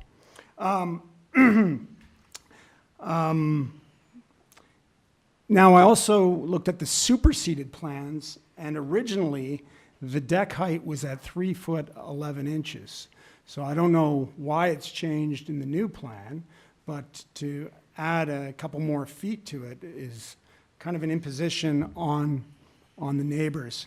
But I also noticed from his elevation plans that his basement, the recreational space, has a height of over 12 feet in the basement, which is quite a large height, where maybe an NBA player wouldn't be able to touch the ceiling there from jumping. It seems very nice to have, with a walkout to another patio on the ground. Just to interrupt, so where is that, sir? Just on. Oh, sorry, that was from, I've got it on the, from section 2, Plan 90A, Amsterdam, A 4.2. So it's sort of a side elevation. Okay. Where it shows what's going on in the basement, the heights of the basement, and what's going on. Just taking a look at the variances, sorry, Yeah. I didn't see that per se. One speed to that, and maybe I haven't. Yeah. So it almost feels like I'm going to have 2 sets of bleachers overlooking my yard, like the Rogers Center over the outfield. I feel this is going to impact our enjoyment of our yard, also affect any expectation we have of reasonable privacy, you know, especially for my 12-year-old daughter who likes to use the backyard. And again, it's not just one home, it's 2. It's 2 decks that are going to be hanging over. And these decks, according to their plans, are essentially an extension of the kitchen and dining areas, and we know are the most social areas of the house. So it's not like there's not ever going to be people out there. Now, in this too, the terms for the variances they're going for, the terms ground and first floor are used somewhat interchangeably. The use of ground floor seems misleading to me. My deck, I think most can agree, is a ground floor deck at 2.5 feet above grade, while theirs at 6 feet is confusing how that is considered a ground floor. Because I know from the plans too, from the front steps to the foyer is 2 feet lower than the kitchen floor, which the deck comes off of. Okay, sorry, you just come to your speaking minutes, so I'm just going to ask you Sure. to summarize final comments, please. I guess my real issue right now is for reasonable privacy for my family, for my yard, for my daughter, and the fact that they want to get the extension on the deck, build closer to my property and higher. I think if we can come to some sort of compromise where, yeah, you can come closer to the backyard, but it's got to be lower. Whether it's a step down from the kitchen, I'm not sure. But I think to have these 2 decks hanging over our yard is, you know, unreasonable. And I don't argue with severing and all that, but I think there has to be consideration for the neighbors. Thank you very much. Okay. Thank you, opposition. My friend. Chair, I would like, can you please unmute Kwesi Addo? He's the architect, and he would like to speak to some of the concerns raised by my friend there. Is the architect for the applicant? Okay. Do we have Through the chair, is there any questions first from the members to the speaker? There appear to be none. Okay. All right. Through the chair, so now the applicant can address the speaker's comments. Could you please unmute Kwesi Addo? He's the architect. Hi, of this my application. name is Kwesi Addo. I am the architect and designer of 90 Amsterdam Avenue. Just before Good you make afternoon. those, sorry, Yeah. just before you make those architectural comments, and we do want to hear them, I think that the applicant should respond to Mr. Bell and Okay. his remarks, his property. Okay, definitely. Go ahead. Well, we are willing to work with the applicant and address his concerns in regards to privacy. In terms of the deck, I think it's very reasonable to other decks that's on an area. But we are willing to work with him and reach a formidable or a settlement that will satisfy his concerns. Could you put in privacy screens, for example? I cannot commit to anything at this moment, but if that is something that we can agree with, and then the owner is in agreement with, we can definitely do that. But we would have to discuss with the opposition, my friend, and then see what can be done. But we are willing to work with him in order to address all of his concerns. That seems very vague. I'm just wondering, sir, if you want to give some thought to deferral here, because we have this report from forestry and the concern about where the driveways are and what that'll do to the tree. And yes, some more thought can be given to how this can be put in appropriately at this location. Can we permit the architect to speak for a bit? Okay. All right. Thank you. Hi, again, my name is Kwasi Ado, and I am the designer for 90 Amsterdam Avenue. So as per what was discussed earlier and what the issues of the opposing team is interjecting, basically we're planning on adding these trees there to add more privacy. I understand they require some privacy on their end, but you also have to understand that our client is also very private person, and they're also planning on planting these trees not only for the to satisfy the urban forestry. That is actually how our firm actually deals with anything on new sites. We try to incorporate more trees. We love trees, basically. So in terms, just to answer him, the privacy will be there. We are going to plant at least medium-sized trees after construction. Once we start working on the landscaping, these trees, as was previously shown on the tree protection plan, will be implemented and planted on site. So that will create a lot of privacy for him. So, which will basically address his concerns. Now, to get back into the architectural nitty-gritties of the driveways. So the existing tree literally misses the driveway. The whole idea of the hoarding and protecting it is for during construction. The driveway will be constructed at the very end when we're doing the landscaping, and that tree will be protected up until then. Wherever we pave the land, we pave the driveway, is definitely going to miss it. So if you look on that plan, the tree protection plan, you can see the diameter of the tree actually misses the driveway. Yeah, if you zoom into where if you zoom into where the tree is, you can see that the driveway will definitely miss the whole circumference of that tree. Plus, we're also going to be pruning the bottom of it just so it looks more prettier once the whole construction is done. So this hoarding is not going to come out until the whole construction is done, right? And then when we're building the driveway is when I feel like it would basically impede into that tree, which technically it wouldn't. Right? Through the chair, so Urban Forestry as well as members have not had the chance to thoroughly review this plan, given it was submitted in the very late materials. Secondly, I would just be cognizant that, again, what you have before you is a memo from Urban Forestry clearly stating they will deny the removal of this tree for construction. So be mindful that to the agent, if you were to proceed, you're not going to obtain building permit, and then you would have to come back to the Committee of Adjustment and pay a new fee with a new application. In this case, forestry, they're not saying if despite the committee approves the application, then impose condition XYZ. In this case, Urban Forestry's memo is stating that they will deny the application.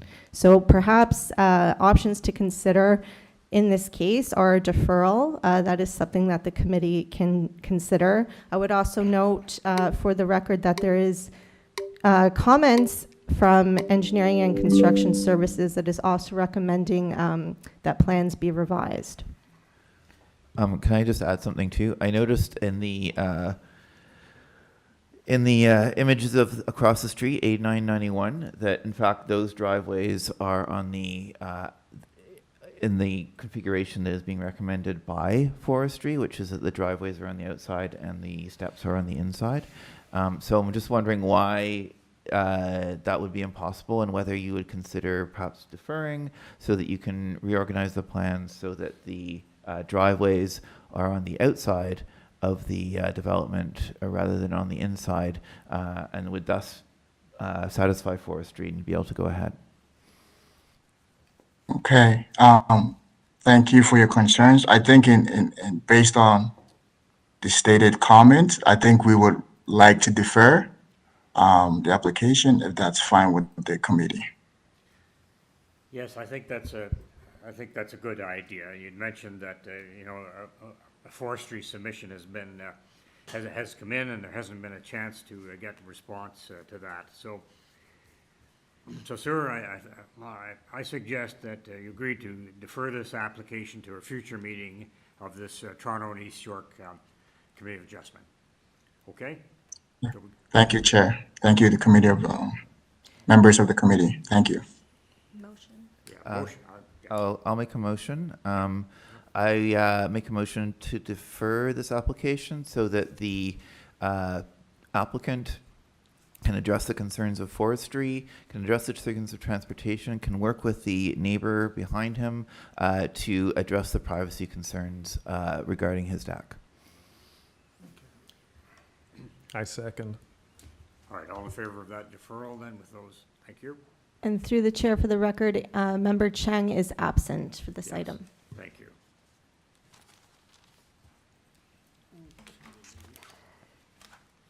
That's it? All right, that's it for 21. Moving on to 22, is 15 York Street. And just get to that. All right, well, we'll see you again, and how long would it take for a deferral?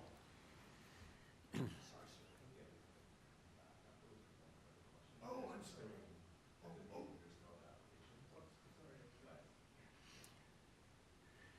Okay, 15 York Street, and let me just call up the purpose here and let's get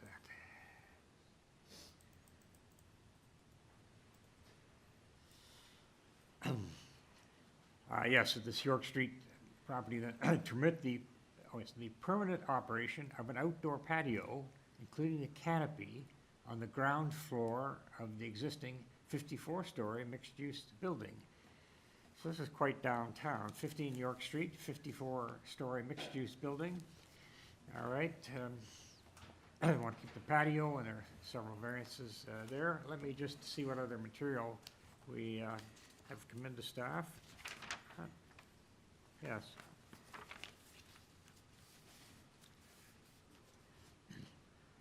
So, committee has also received a copy of the minutes from the January 11, 23 public hearing, okay, that earlier look at. Plan of survey, alternate map from Michael Fordrick. Covering letters as agent. A number of decisions of the Committee of Adjustment. So maybe it says 2009, 2012, 2016, 2018, all affecting the subject property. Now, there was a site-specific bylaw 726 that was passed in 2006. We have correspondence from Heritage Planning.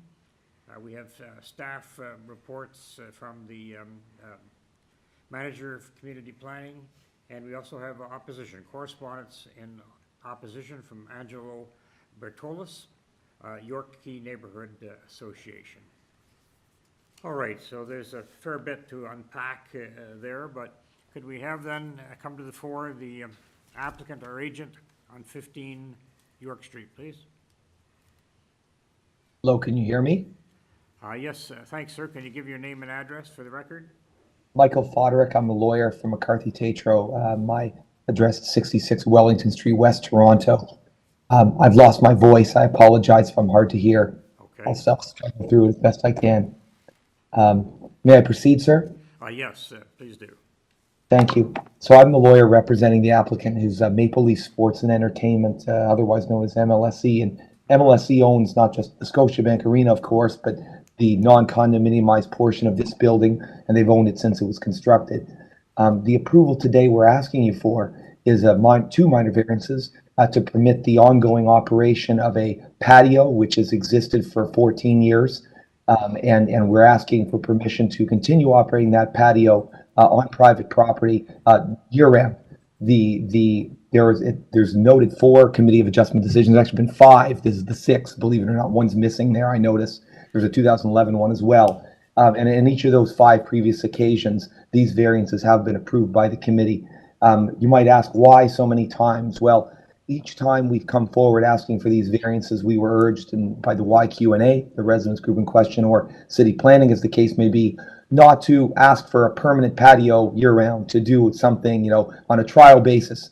And so that's what happened in 2009. And then it was renewed on another trial basis in 2011 and renewed on another trial basis again at their request. Sir, Perhaps I was just going to, interject for a moment. So are you saying all of those previous minor variance decisions, they related to this patio matter? correct. Exactly the same variances, sir. They do, and they were all approvals. In most cases, unanimous. There may have been one dissenting vote somewhere in there. I apologize. It's been many years. But anyway, you'll see it culminate, and as the approvals, as you'll notice, they started extending the period for longer periods of time, and then it started extending the dates during which the patio could operate, and it culminates with the approval in 2018, where it was permitted forever, only between the months of April 15th and November 15th. And so what we're asking here today, sir, and committee, is to permit it year-round on a permanent basis. Again, it's already permitted between April 15th and November 15th on a permanent basis. None of the concerns that have been raised by the YQ&A have come to pass in the last 14 years, if I can be honest. And maybe we should have been more aggressive in insisting on this, making this application in the first place, and not sort of, trial basis and all that. But we're really, as MLSC, our objective is to try to work with the community. Maybe, frankly, in my opinion, to a point of fault, where we've gone on with this for 14 years. But we're here, hopefully, to bring some permanence to it. The patio is excellent by all accounts. It is excellently maintained, excellently run. MLSC's vision for this corner, I think it's well known. I think our client has turned this into a tourist destination, Jurassic Park, and all the events that happen there. And our hope is to make that a year-round thing and to enhance that in incremental ways wherever we can. And making this patio year-round is part of that vision. The patio adds vibrancy and street life, which we think is a positive thing. I think it's self-evident that patios do that citywide. They're admired for that reason, and they should be admired here as well. Before tests, it's a minor variance, as I said, because there are 2 very technical variances to a very peculiar railway lands bylaw. And again, they're already approved for 5 times, frankly, for a period of 7 out of 12 months of the year. We're asking to make it 12 out of 12 months of the year. The intent and purpose of the official plan, this is mixed-use areas. Patios, vibrant street life. There's nothing, I would say, that's more within keeping of the intent and purpose of mixed-use areas than that. I could go on. The intent and purpose of the zoning bylaw, contemplates the idea that there's going to be protected pedestrian areas here to move, and much has changed in this area since then. The path system now connects all over this area like a spider web, including directly under the patio in question, and that is how people move in inclement weather through the area, and I can elaborate on that as well. And we just ask that you give us the benefit of the doubt, MLSC, and how we've handled this patio for the last 14 years. I think it's self-evidently been a classy, well-run, well-maintained operation, and it can be consistent with that going forward should you choose to approve it. I do have to note, about how thinking about patios has changed so much over those last 14 years.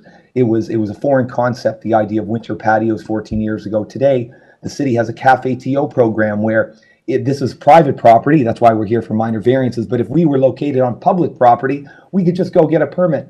And the city permits those types of patios year-round without any variances or anything, and that's what the Cafe TO program strongly encourages. It's something that, I mean, you're seeing patios on roadways today, and that's consistent with the direction patios are going. They're seen not just on College Street and St. Clair and then the Restaurant Row, but all throughout the city as something that's positive and adds to the street life. I have to note that City Council has explicitly endorsed the year-roundness of this patio, and it is noted as such in the staff report. However, the staff conditions sort of attempt to curtail this to a seasonal patio only. We don't agree with those conditions, but City Council has endorsed the year-round patio. I'd be happy to elaborate on our response to the Y&A concerns and any other questions you might have. Thank you.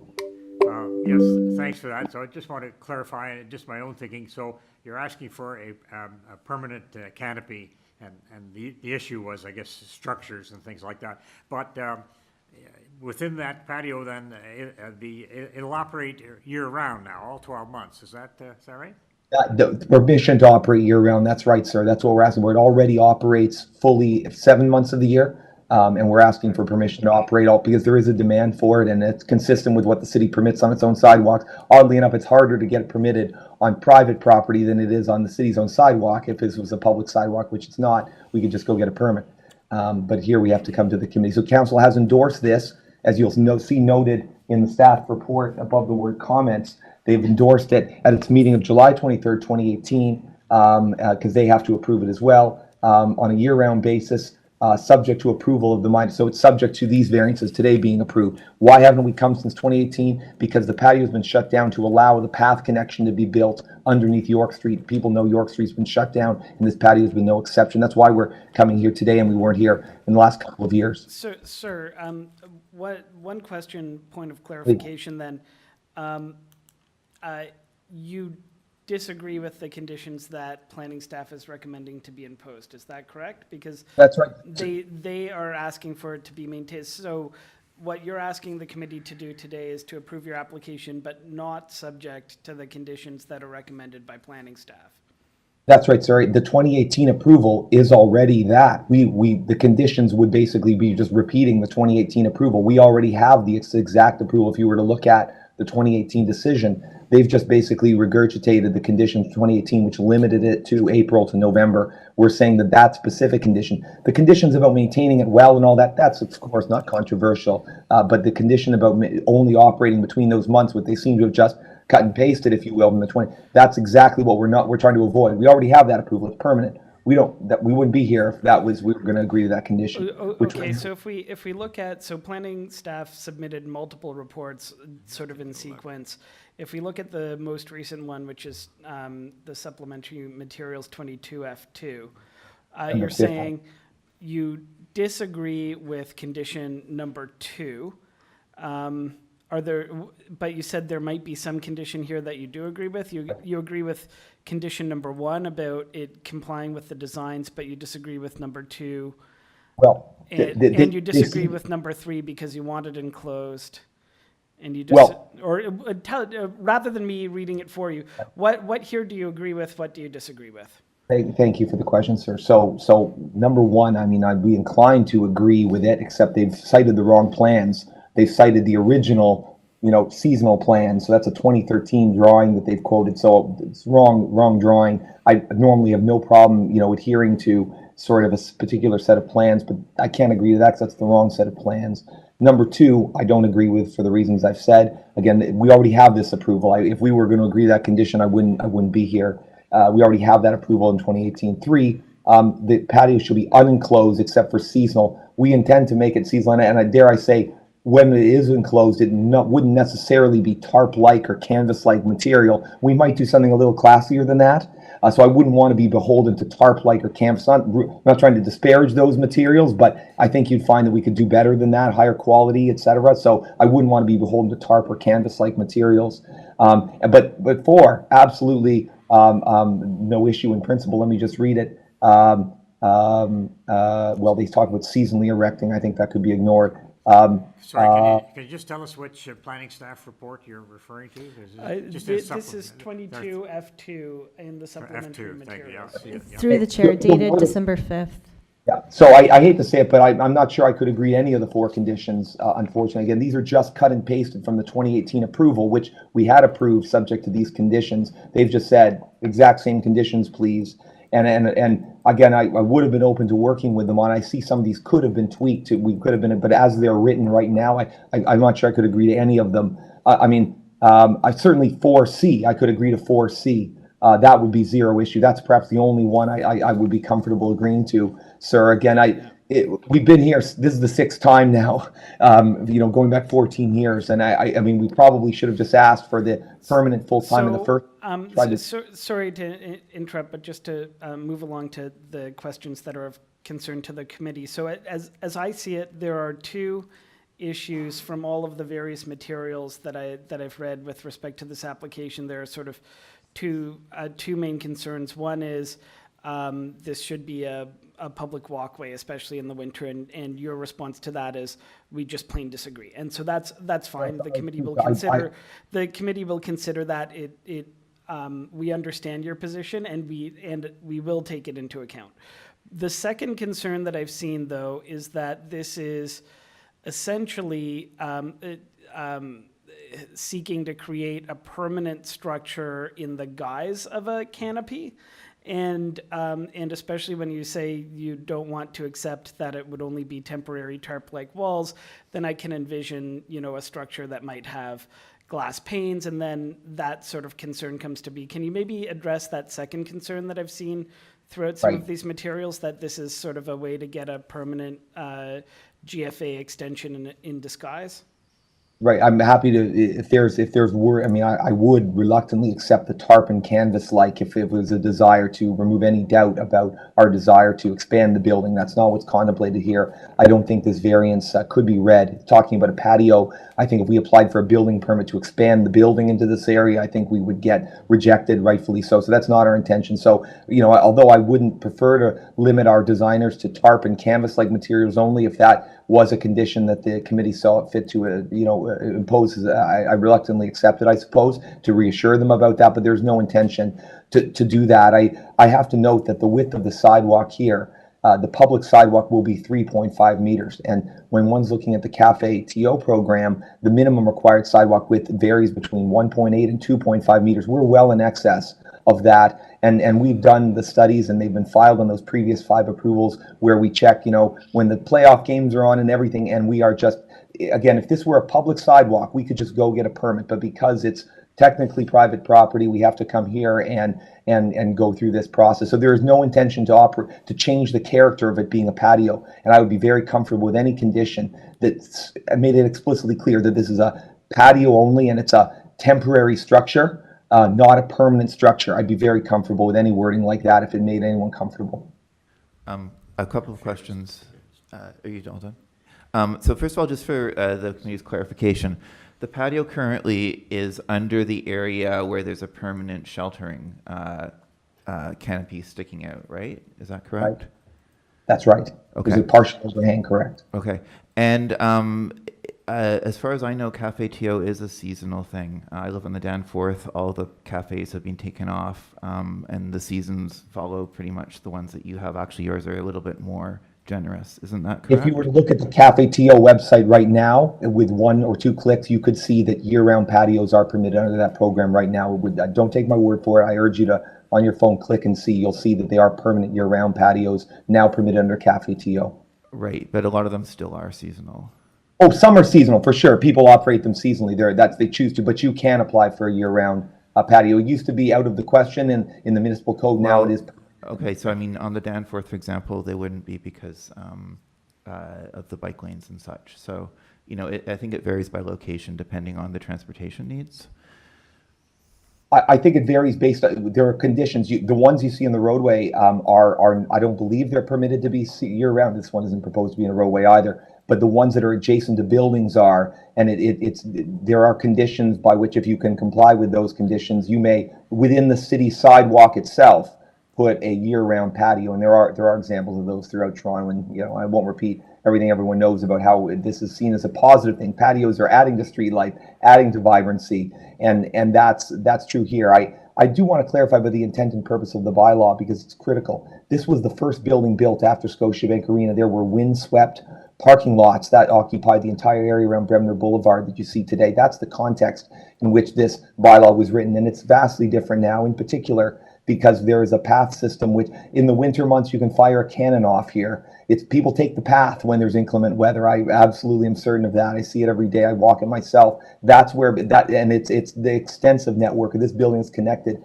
if I'm not mistaken, in all four directions to the path, and there's literally a path underneath the patio itself. So that's the character of the area, and so we have, but again, it's the summer months where there is higher pedestrian volumes, not the winter months, and then we still provide 3.5 meters, which is well in excess, double, frankly, what the Cafe TO requires for of public sidewalk remaining and ample landscaping and whatnot. So these are the reasons why we think it's supportable and why it's been supportable on a seasonal basis successfully for 14 years. We think all that logic still applies, even more so in the winter, quite frankly, is how I view it, sir.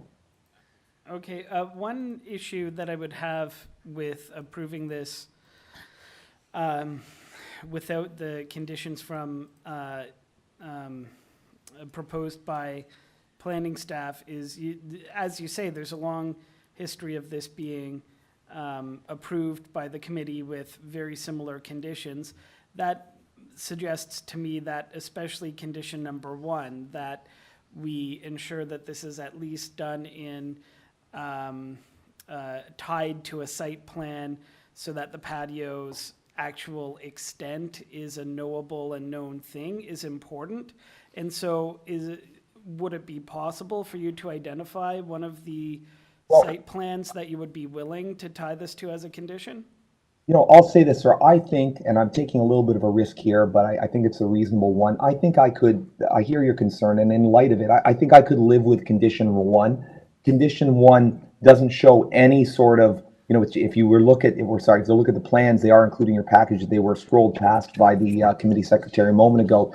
Those plans don't show any sort of, you know, canvas or tarp-like or any sort of otherwise thing, but clearly that's permitted. And so, I mean, to your concern about not expanding the size of it, by tying it to those plans as identified there, that would achieve that. And so, and I tend to think that planning buildings would be reasonable enough not to sort of say, well, there's not a seasonal enclosure illustrated there when, you know, so in summary, sir, although it's not perfectly worded, to put your mind completely at ease, if it helped, I would agree to condition 1, and I think it would be okay if I did that, and I think that would be, it's not perfectly worded, but I think it would be fine. And through the chair to the agent, you're referring to condition 1, A, B, C, and D. Correct.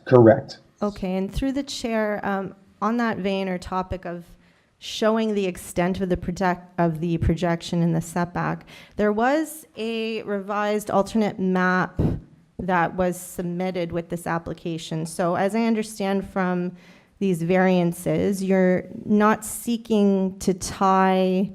No, I should be clear. It's the alternate map is not my name. That's what it's called in the bylaw. We have not proposed to alter this map.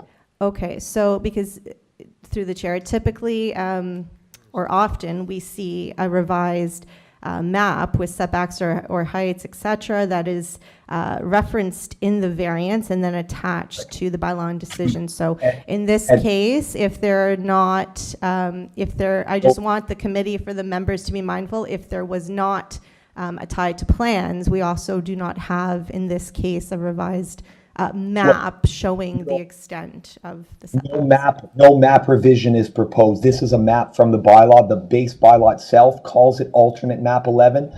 We've just provided it for context. We have not altered this in any of the variances, including the ones before you today. So no change to this map is proposed. So let's not be distracted by calling. Oh, I didn't call it alternate map. That was what it was called in the base bylaw. Sorry if that's created any confusion. I didn't hope for that. Thank you. All right, sir. All right, we have correspondence from opposition. So I'd like to call on that speaker next as Mr. Angelo Bertolis. Mr. Bertolis. Good afternoon, Mr. Chair. Can you hear me? Yes, yes, I can, sir. Yeah, can you just give us your street address for the, sorry. Okay. The chair Yeah. is tied up, literally. Okay. Yes, your address, sir, and then we'll hear from you. And you're speaking sort of on behalf of the York Key Neighborhood Association. That's correct. My name is Angelo Bertolis. I live at 230 Queens Quay West. Yep. I am the chair of the York Key Neighborhood Association. And so and you have our letter in front of you, I'm sure, setting out our concerns and some of the I'd like to touch on some of the highlights. But first, let me touch on the previous speaker's notes about the previous variances that have been approved. The reason that this has come up so often is that the city itself was trying to gauge the growth in the pedestrian traffic on York Street to better decide on whether the patio was legitimate for that area or not. You have to understand, this is probably one of the most highly pedestrian trafficked areas in the city. It's next door to Maple Leaf Square, which often hosts fan events, and so having the patio there causes a bottleneck on the sidewalk, and it puts people at risk because they're pushed out from underneath the protective canopy that exists there and exposes them to falling objects and weather and ice. And you may recall a few years ago, 15 York was the site where someone living in or using the property threw a folding chair off the balcony, and fortunately nobody got killed. But that shows us that pedestrians have to be protective in this area because people do stupid things. So we are strenuously opposed to a permanent enclosure and a year-round patio. The city has only authorized a summertime patio, which should be taken down and all the equipment relocated and moved to allow snow plowing so that folks can use the sidewalk in the wintertime without getting ice falling on their head and there's no safety issues from inappropriate snow plowing. I should also point out that the Maple Leaf Sports and Entertainment has neglected to remove some of the flower boxes that normally outline their patio, and so it's still encumbering the sidewalk even though it's not in use. So this permanent enclosure is just simply a disguised building extension and more floor space for the restaurant on a permanent basis, and we oppose that. So a number of office towers and a number of condominium have been built in the area and continue to be built. Many of them, including the Pinnacle property next to the Toronto Star building, 105 stories. So density is constantly increasing in this area. Pedestrian traffic and the flow from Union Station to the waterfront and back is constantly growing. My members are using that sidewalk on a daily basis, and they are always put at risk. And it's a traffic jam. It's a bottleneck. A bottleneck for pedestrians. Is that what you're saying? For pedestrians, yes, because there's also a flower box that runs the length of the sidewalk. It's about a foot in from the curb, but it has a tree planter there, and that is between the street and the 15 York Street, and then we have the patio that uses most of the sidewalk. So if people are forced into a very tight area, I'm not sure why they haven't suggested that they move this patio to Bremner or what they call Raptors Way, which is right in the middle of Maple Leaf Square. And that would be out of the way of the pedestrian traffic and probably better suited to a patio. It's in a much more quiet area. They keep insisting on having it in this particular area. So we urge the committee to deny this permanent patio, and certainly, should you decide to permit it. When they first built the patio, the area how they cordoned it off was with a 6-foot wall. They still have a 6-foot wooden wall on the north side of their property, so we find that completely unappealing. So nothing more than 3 feet, and the divider should be removed during the winter months to allow for snow plowing, so that pedestrians can use the sidewalk in a safe way. I'll leave it at that. Any questions? Yes. Yes, just from one of our members, yes. Can you, you're a resident there, so you have a lot of experience. Can you speak to the applicant's assertion that there's nobody using those sidewalks during the winter? That's completely wrong. It's used on a regular basis. The path system is far too complicated to navigate, and it adds additional time. When you're in a hurry to get to Union Station to catch a GO train or catch the subway, trying to get in around the path system there is very disconnected. Even though they've added a number of new tunnels across York Street, you got to go up and down escalators and around corners, and if you don't know your way, you're going to get lost. And if it adds too many minutes to the time, people in a hurry are going to use the sidewalk. Thank you. All right, then we're back to the legal counsel. Would you, you've heard those objections and concerns from this gentleman in connection with a neighborhood association. Would you like to rebut, please? Thank you, sir.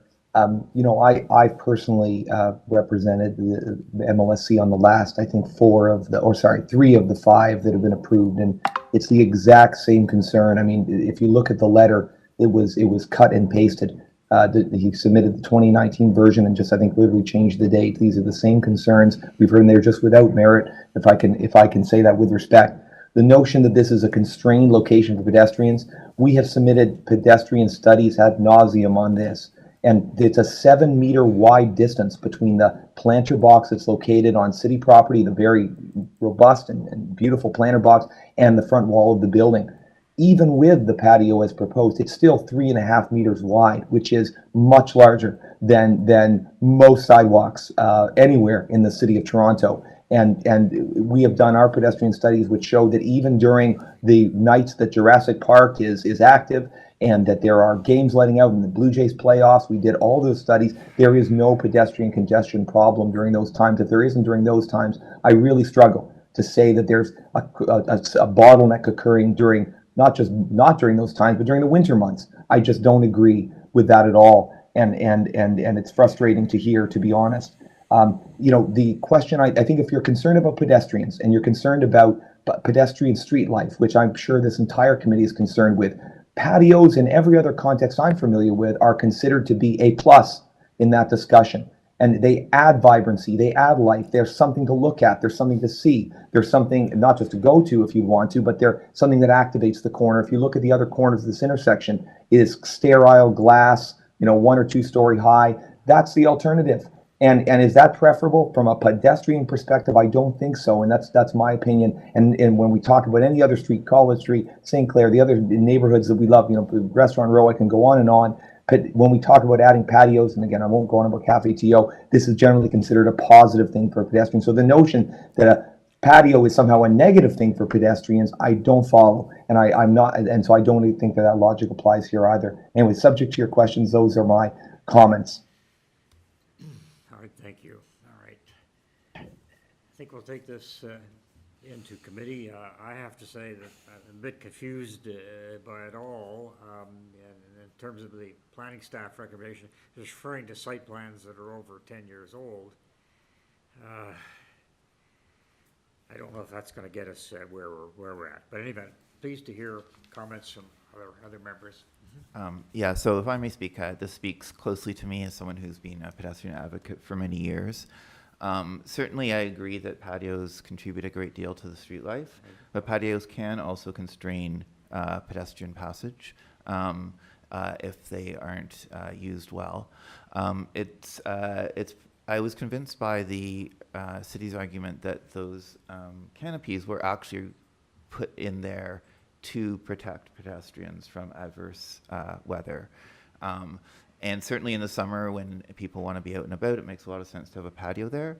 But at the same time, it also makes sense not to have a patio there in the winter when sidewalks are going to be constrained by snow and ice, where it is valuable to be protected from the elements.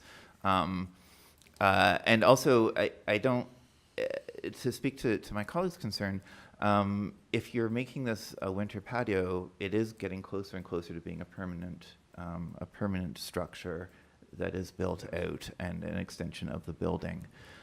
So I mean, the applicant is correct. The planning conditions are basically simply a rejection. To me, I feel like this should be rejected. It seems to me that the current situation works very well for everyone. We have a vibrant patio during the summer when people want to be out there, and we have a safe, protected, sheltered place to walk during the winter. This is actually how a lot of patios work across the city. I know that some are now permanent, but most patios in the city do get taken down during the winter because there is more constraint on walking and because there is less demand to be in a patio. I think that we should reject this and continue with the current situation, which seems to be really quite a good compromise, where we have a vibrant patio during the summer and we have space to walk in a more protected way during the winter. Comments from other two members that are present? It would be helpful. This is unusual. I did appreciate those comments. I do see it differently. I do think that there is vibrancy that's added by a patio, and I don't see why, if we can continue that through the winter, why that wouldn't be a good thing.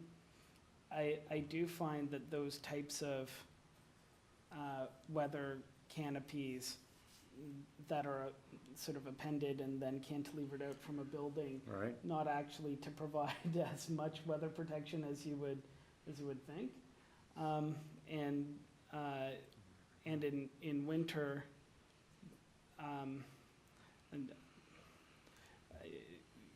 snow and ice is going to be more your concern in any event. And I think that 3 clear meters is a very wide sidewalk. I think if they were coming with this same proposal and saying, we're only going to have a meter or something that's, something that we would even see in much of the older part of the city, I think it would be unsupportable, because I agree we should be doing better for accessibility, but I think 3 meters is very wide.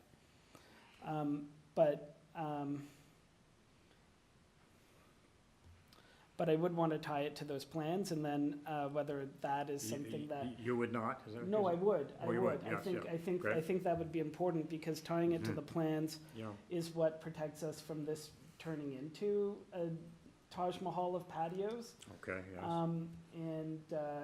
And might necessitate them to come back to us yet again if they want to do something yet more. But that's where I'm Okay, that's leaning. helpful. Although I would say with great sympathies to the goals that you're suggesting, Mr. Reed. All right, thank you. Does anyone want to put forward a motion? Sure, I'll put forward the motion to approve, subject to planning staff condition number 1 as enunciated in the document 22 F2 planning report number 3 dated December 5, 2023. And that includes those subparagraphs A to D. Including subparagraphs A to D, and then I would leave it to the applicant to make sure that they can satisfy that condition.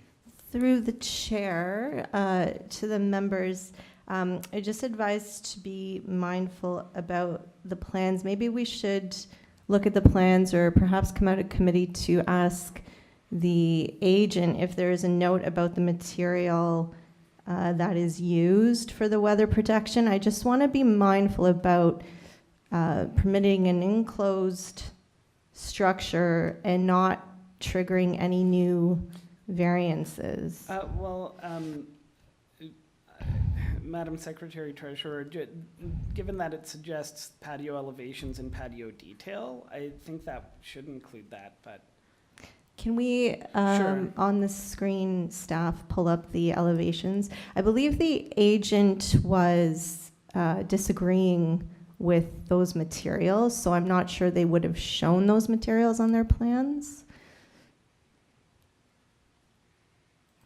These patio elevations, or is this from 2013 submission? So I don't think there was a 2013 submission. There is a recent submission to the committee, and it says in condition number 1 that the drawings were received on October 3rd, 2022. And then it's just listing the dates that are on those plans that were submitted, I guess on the architectural plans. Those are the plans that are within our materials. So if you look at these plans, you'll see the patio detail at the bottom is dated February 6, 2013. Right. And you'll see the KPMB plan that's referred to is dated May 16, 2011. So these are the ones that they're referring to. Through the chair, right? So I just want to put the members' minds to what materials are shown, if any, on the elevations for this patio. Well, it shows it's planters on page 296 of the PDF. You can see it says proposed west elevation, and it shows that it's various planters. Okay, through the chair, I just want to ensure that the materials are considered in your in your motion. That's my motion. It's up to another member to second it. I'll second that motion to approve, yes, with that condition. And I'll just make sure there's no,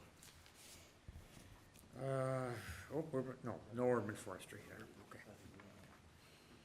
All right, there's a motion on the floor. We're without Aaron Chang at the moment. Sorry, before we go ahead, did you give thought to whether the patio should be unenclosed except for seasonal weather protection purposes? Or you don't think that is? No, I think, was that one of the other potential conditions? That was condition 3, because I was thinking of what you said about, how do I put it? This becoming like sort of a disguised expansion of the building, and I think I recognize the agent's comment of saying specifically should it be tarp or canvas might be a bit limiting, but I think maybe adding condition 3 up to where it says that, so like the patio shall be unenclosed except for seasonal weather protection purposes, period. Through the chair, I just would point out that originally, I believe that is how the condition from planning was prefaced, and then there was concern over what's enforceable for MLS and needing some additional description or clarity as to what that seasonal weather protection would be. So just flagging that. Yeah, I understand, but having heard the concern of the applicant as well, I think that the shorter condition is the one I'd include in my motion. So you're modifying your motion to that degree, is that correct? You're gonna If you're comfortable with that. Yep, you want to put that Since you forward? seconded? I'll second it, yep. Okay. All right, motion for approval. Vote for, so. Yes, I realize. Oh, so you have Yes. to vote last. I think so. I think you're right. It's good Yeah, because okay. we're with Aaron, yes. All right, I've seconded the motion, but members to my right, please indicate whether you approve or whether you dissent on the motion. Okay, you can vote now too. So we have 2 approvals? All right. I'll also approve, Madam Chair. So we have one dissent from Mr. Wilkins? no. No? Mr. Reed Mr. Reed, dissented. sorry. And Mr. one Reed. absence. And member Cheng is absent. Correct.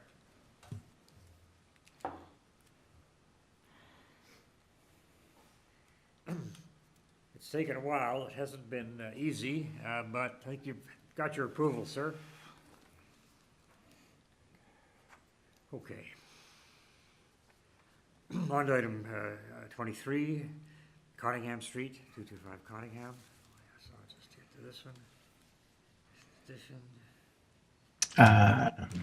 Through you, Mr. Chair, I'm back just to make sure you know that I'm back.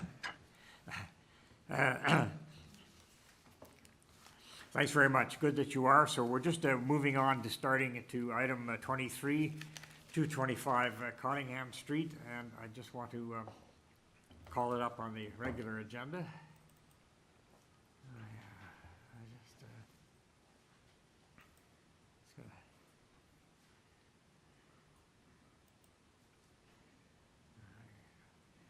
No, okay. Okay, sorry about that. Just,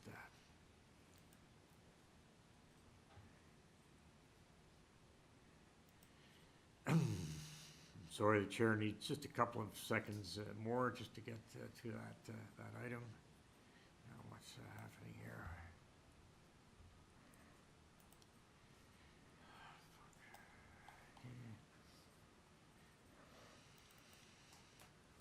All right, 225 Cottingham Street. So the purpose of the application is to alter the existing 2 1/2 story semi-detached dwelling by constructing a rear basement addition that will be below a ground floor deck. The deck already has an authorized building permit, and we're seeking a variance with respect to building depth. So see if there's anything further. That seems to be the single variance. All right, I'm just going to see if additional material has come in here. And let's see what there is. Yes. And through the chair, I'll note that we do have speakers to this item. Yes, thank you. And I'll just mention then that we have the minutes from the earlier public meeting of August 16th. We've got a copy of the plan of survey, site plan, floor plans, and elevations. We have a covering letter from Christian Chan on behalf of C2 Planning. Arborist report, planning rationale from Christian Chan. We have email from community planning from Mr. Chan. Correspondence with urban forestry from Mr. Chan. We have finally a staff report in terms of tree protection. And we have opposition correspondence from Sean Lawrence, 223 Cottingham Street, and that was received in November. So that's fine. All right. All right. Can we have the applicant or agent come to the floor then, please, on 225 Cottingham Street? Good afternoon, Mr. Chair and committee members. My name is Christian Chen. I'm the land use planner retained by the owners, Mr. and Mrs. Schwartz. Thank you. Yeah. And my address is Suite 138 at 157 Adelaide Street, West Toronto, Ontario. Thank you.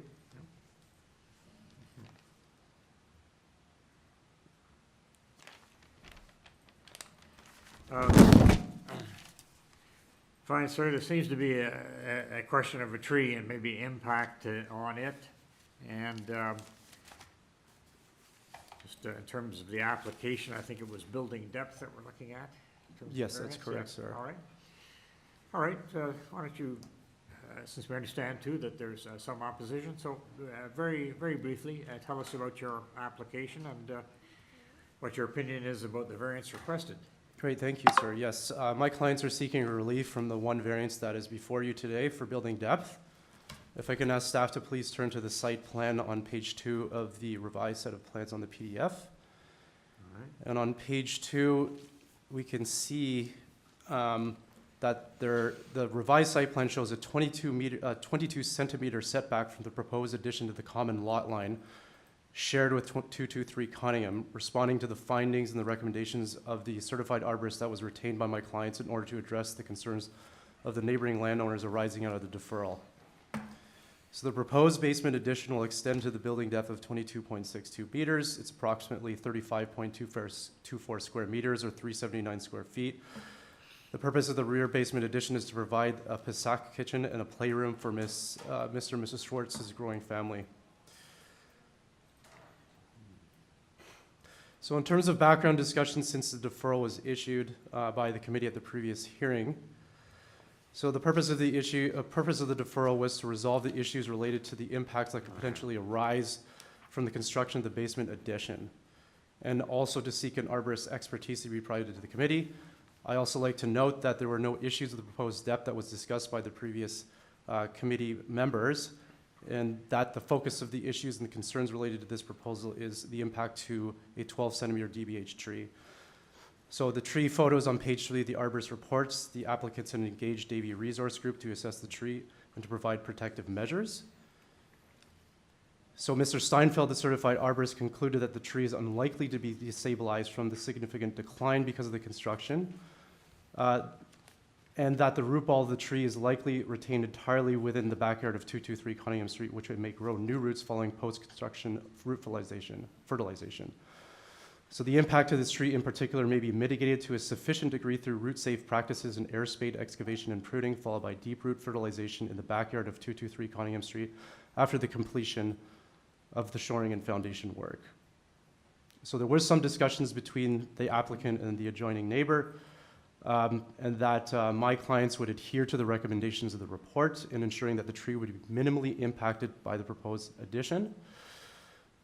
So Mr. Steinfeld concluded, based on his on-site research in August of 2023, that the proposed foundation would be placed about 60 centimeters away from the tree inside the critical root zone.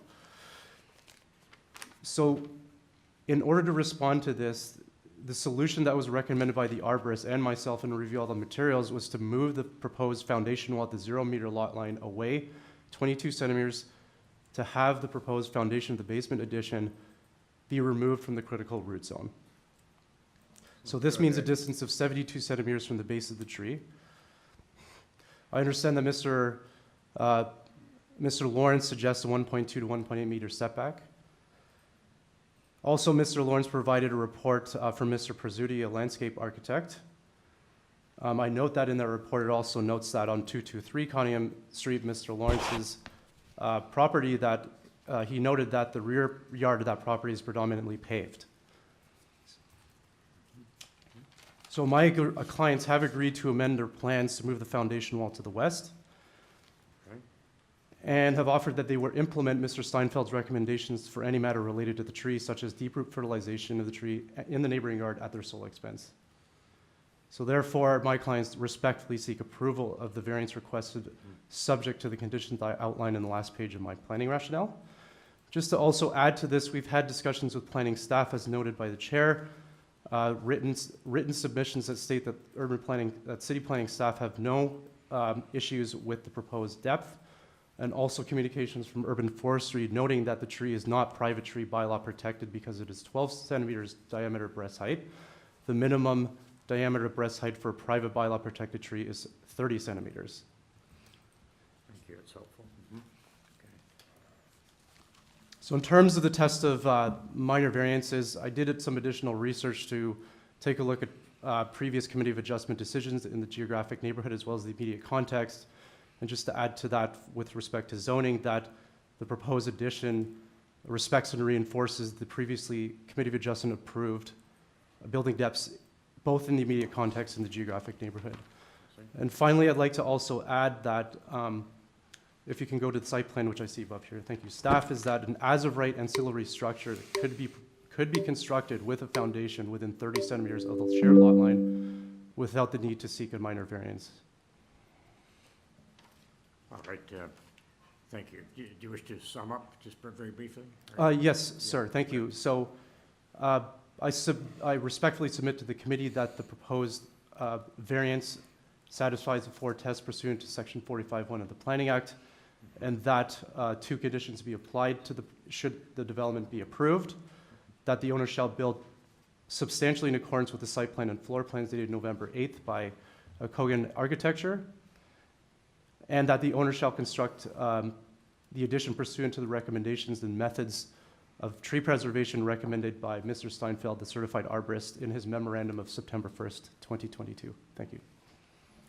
All right, thank you, sir. If you would just return then to the audience, we have an opposition speaker, Mr. Alan Lawrence. Yes, would you come forward, sir?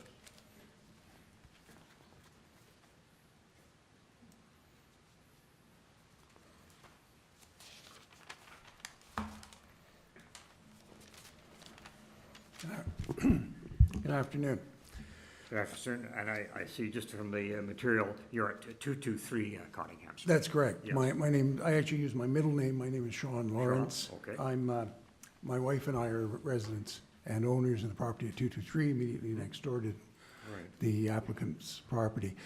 I'm not going to waste the committee's time by walking you through the letter and materials that I submitted in detail, but I would like to summarize, maybe if you wouldn't mind, if you could just go to the fourth photograph in the materials that I sent, this one. So, to be clear, I'm not here objecting to the depth of the proposed addition. Our concern is to do with the tree in our garden, which is a mature, over 30-foot tall columnar oak.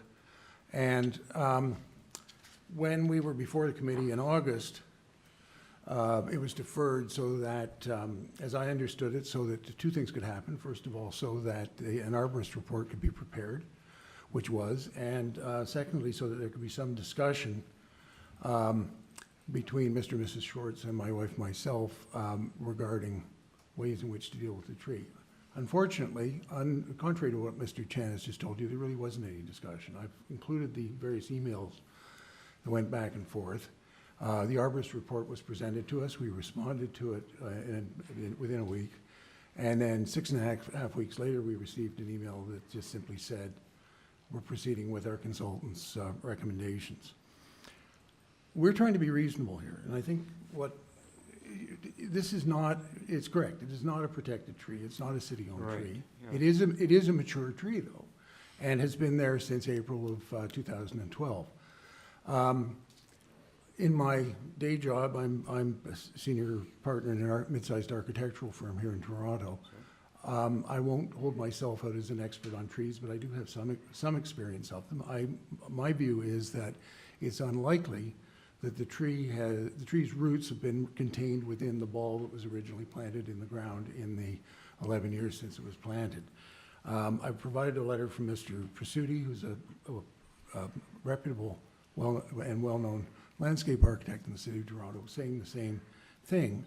What we've proposed is either, and this is in the arborist report, it's in my email, in fact was even suggested during the hearing last August by the applicant's architect, that the only way really to establish where the roots are is to expose them, to use an air spade, find out where they are, not under the tree, but at the proposed line of excavation. If there are no roots there, there's no issue. If there are no roots at the property line, frankly, I don't believe there's an issue. Unfortunately, we've waited so long now that we can't expose the roots now. The ground is freezing. It would be detrimental to the health of the tree to That's what I expose wanted to them. ask. It's December, so I can't see. So I don't think it can be done. Yeah.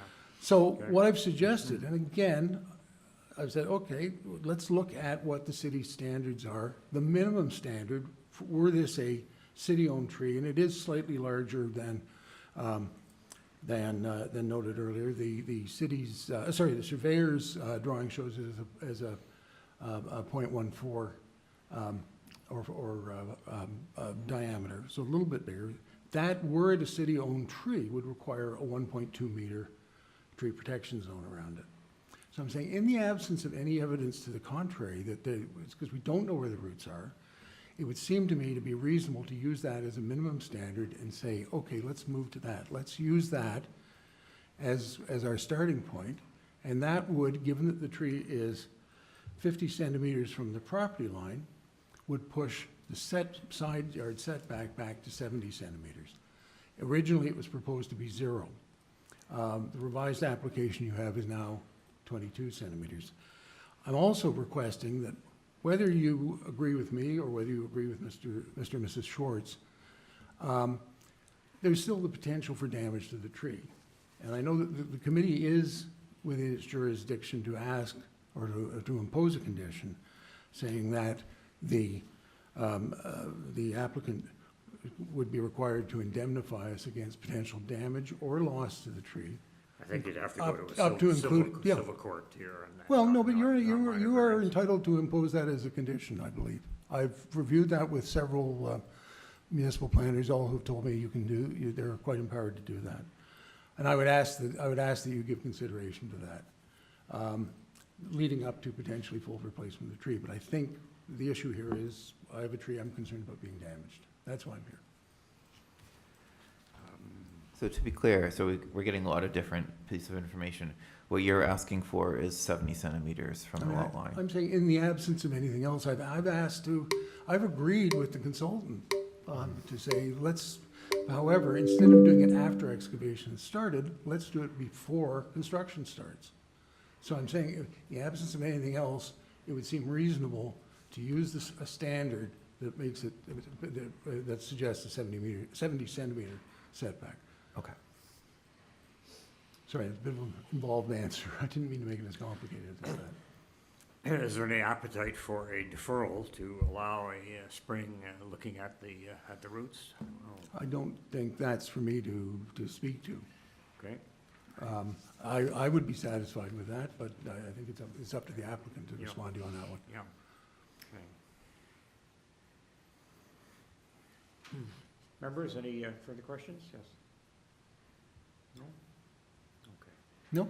All right, sir, thank you very much. Thank you. We'll, so I'll just, fine, just going back to, yes, for the applicant to rebut those issues, yeah.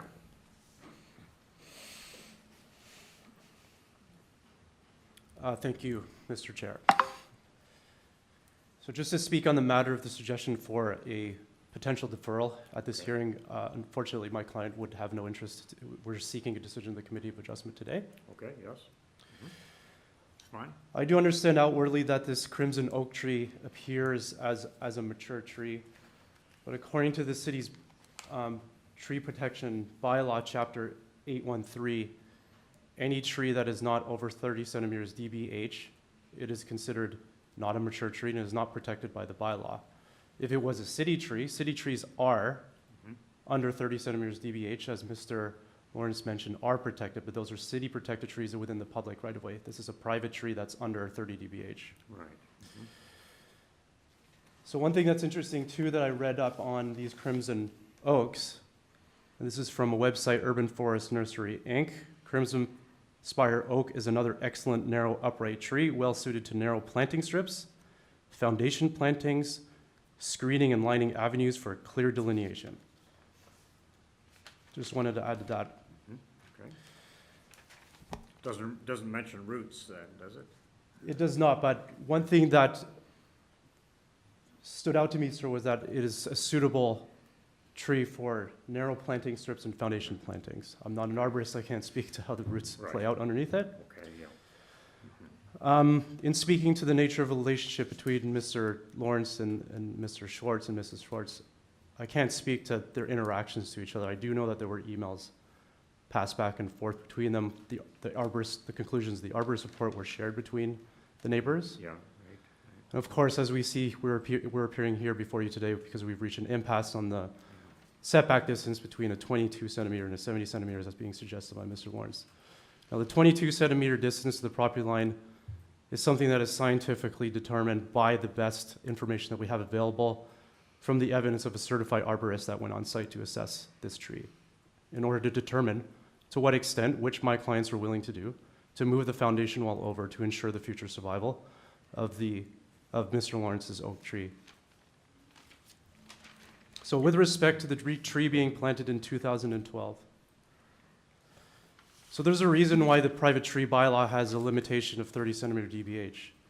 Ostensibly, this is to prevent landowners from planting trees along their property line to preclude development on neighboring properties. And there's a reason why there's a 30 centimeter gauge, because at that point, then the tree becomes mature, and it would have potential impacts from as of right and development that's permitted through minor variance.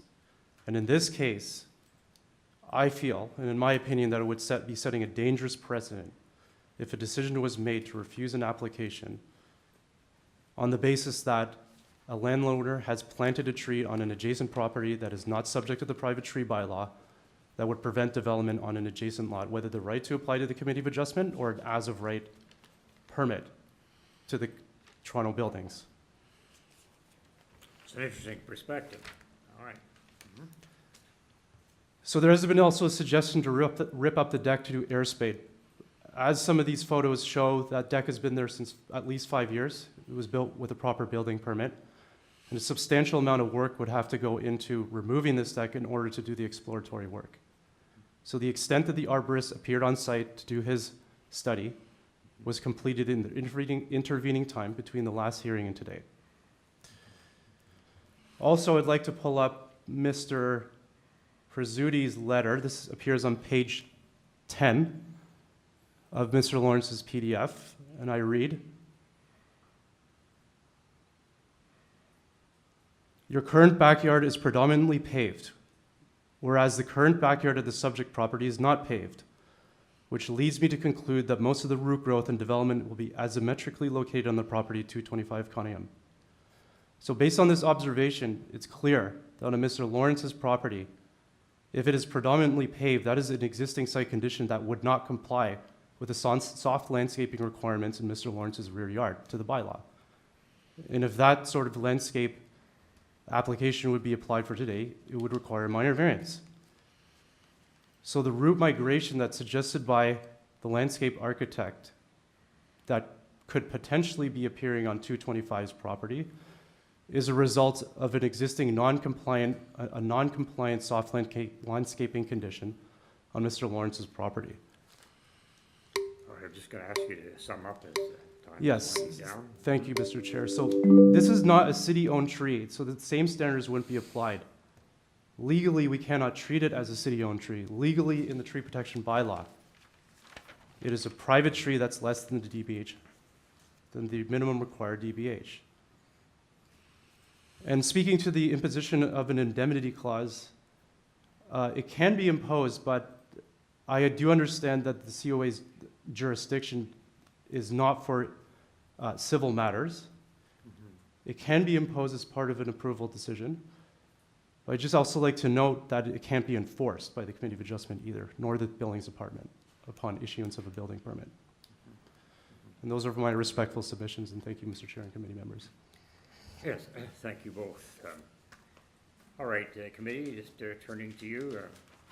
Sorry that we essentially have a neighborhood dispute here, but the single variance that we're asking, that is being asked for is a building depth going to 22.62 meters. And on that issue, it didn't seem largely contested by the neighbor at 225.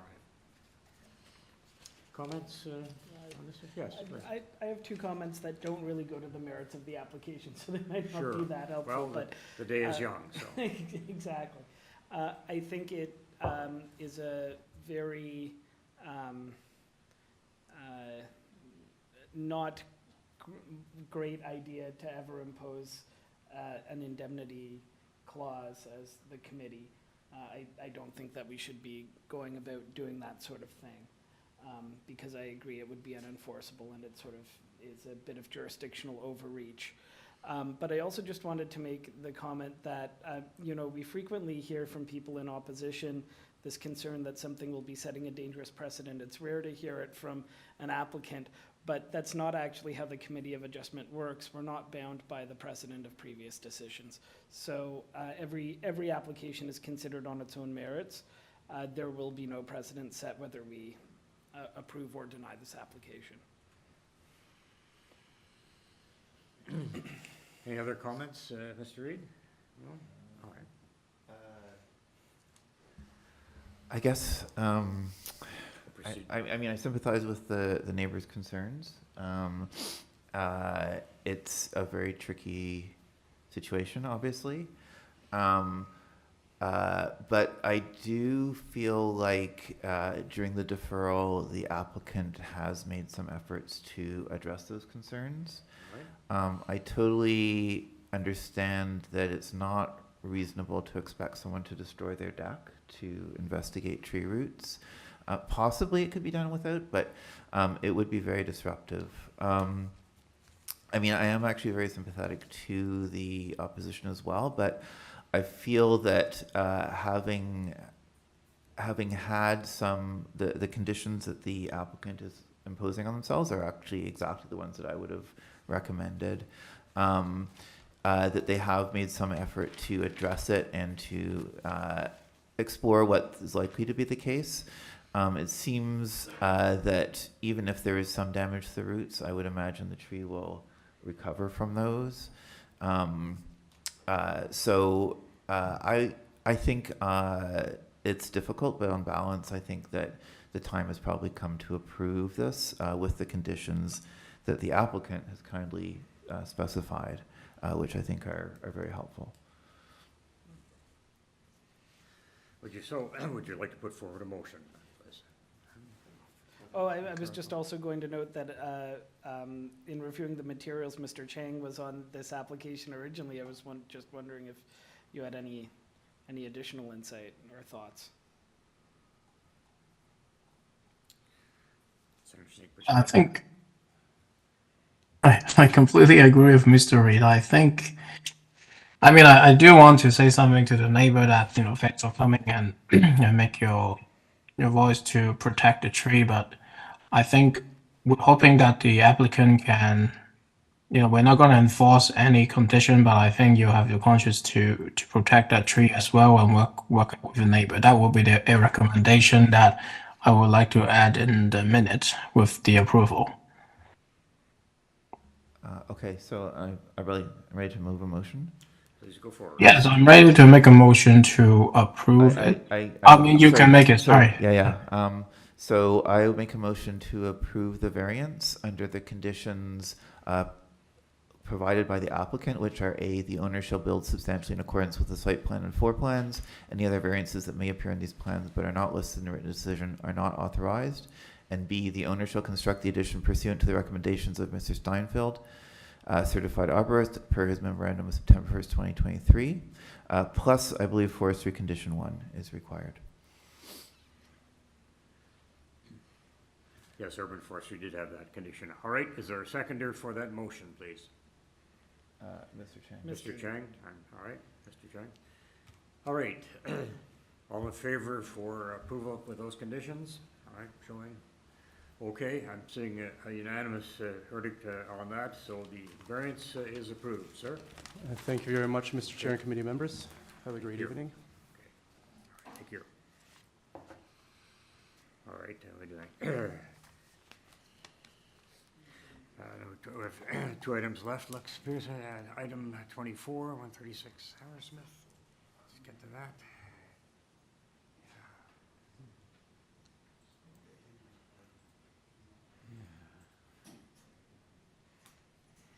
Okay, sorry, which of these is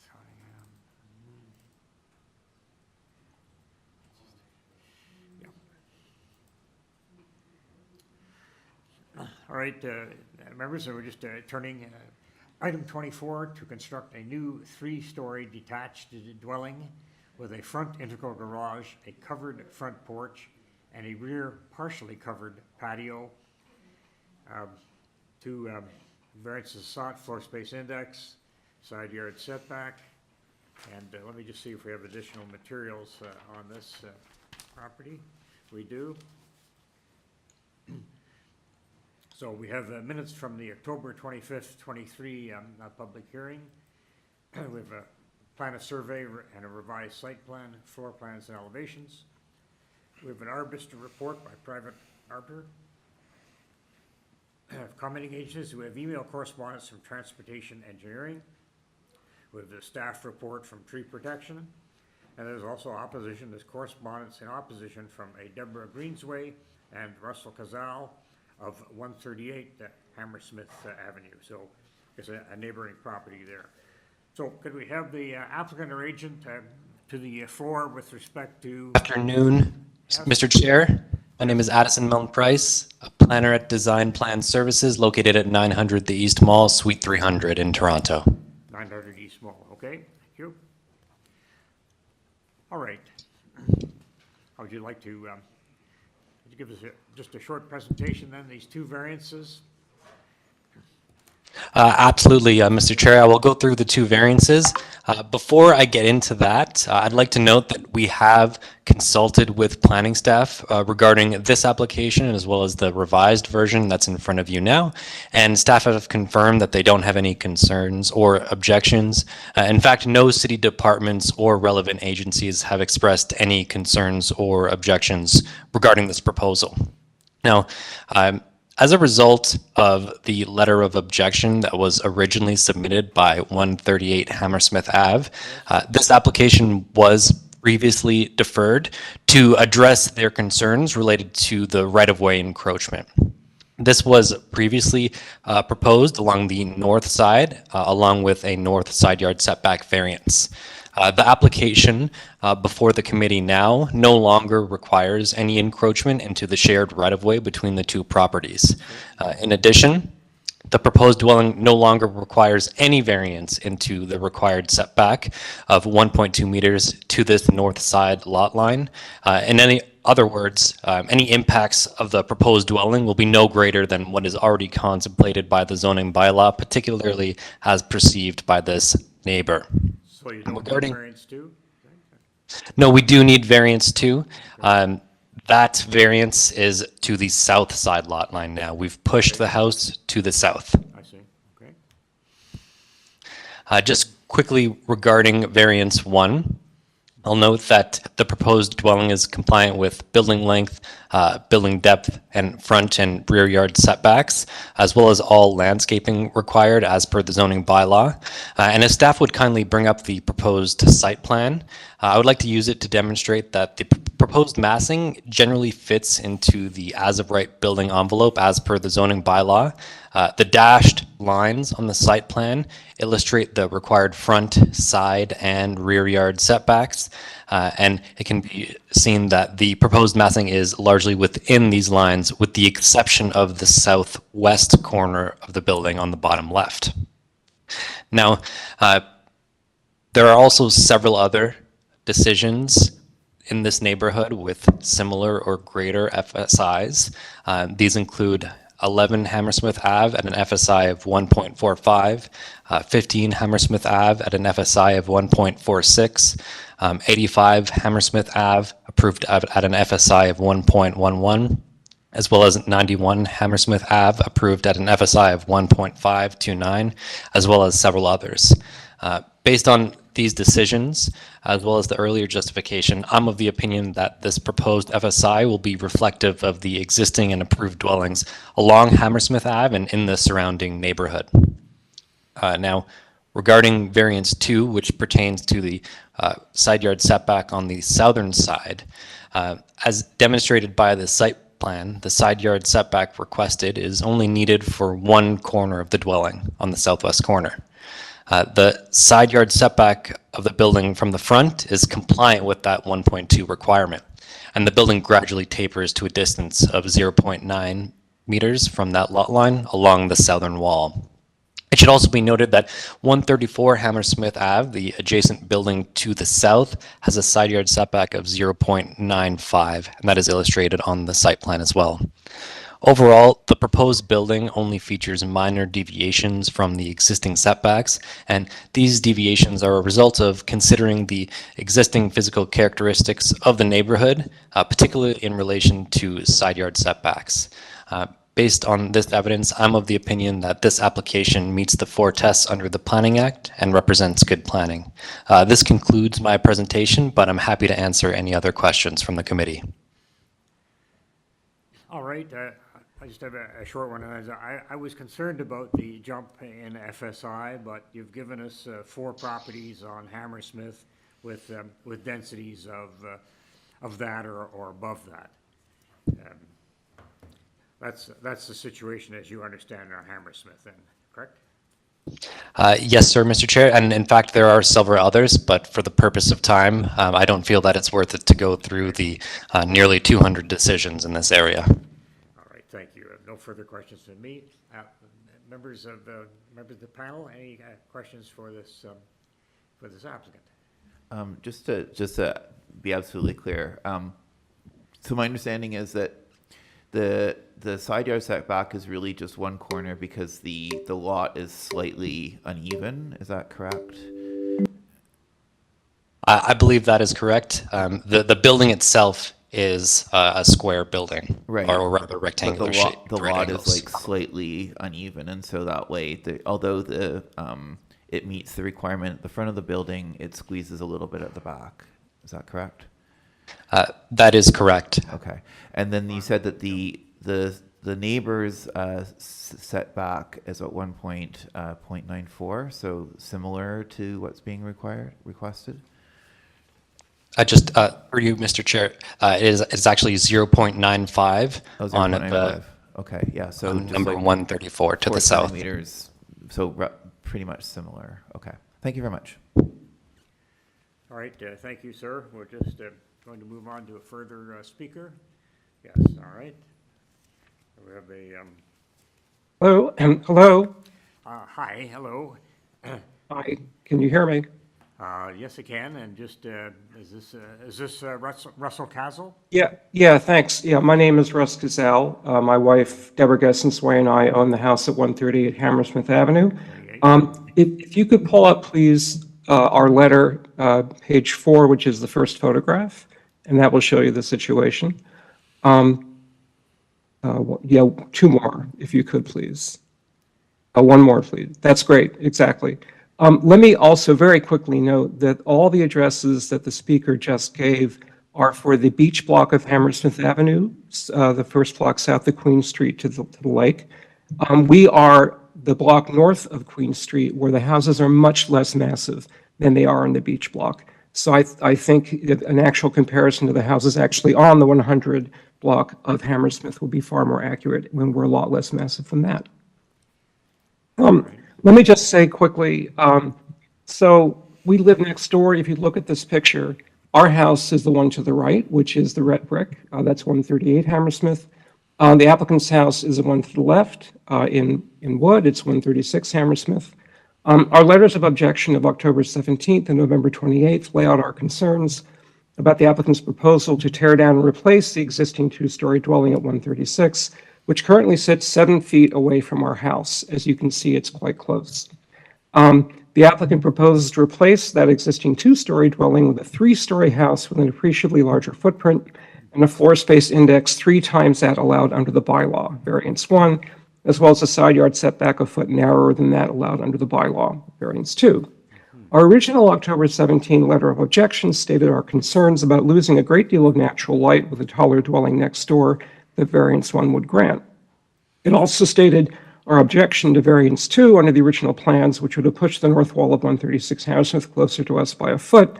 That would narrow an already narrow passageway, as you can see here. This is the shared right-of-way, in a manner that could obstruct our access to our backyard. We see from the new revised plans filed on October 26 that the dwelling is now proposed would keep the north wall of 136 Hammersmith where it is. It wouldn't move the north wall a foot closer to us.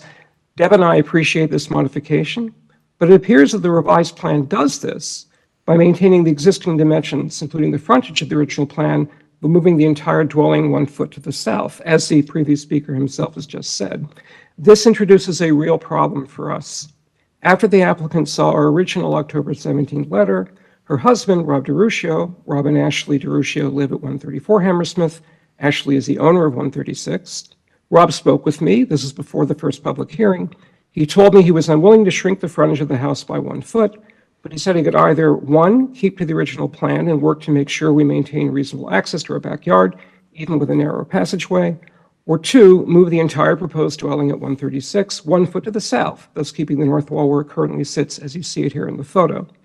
Option 2 would keep our passageway at its existing width, but he said the loss of a foot on the other south side of 136 would mean that he would move the backyard access passageway and gate for 136 Hammersmith from its south side, where it currently sits, between the houses Rob and Ashley own, to its north side, our side, right here where you see it in the photograph.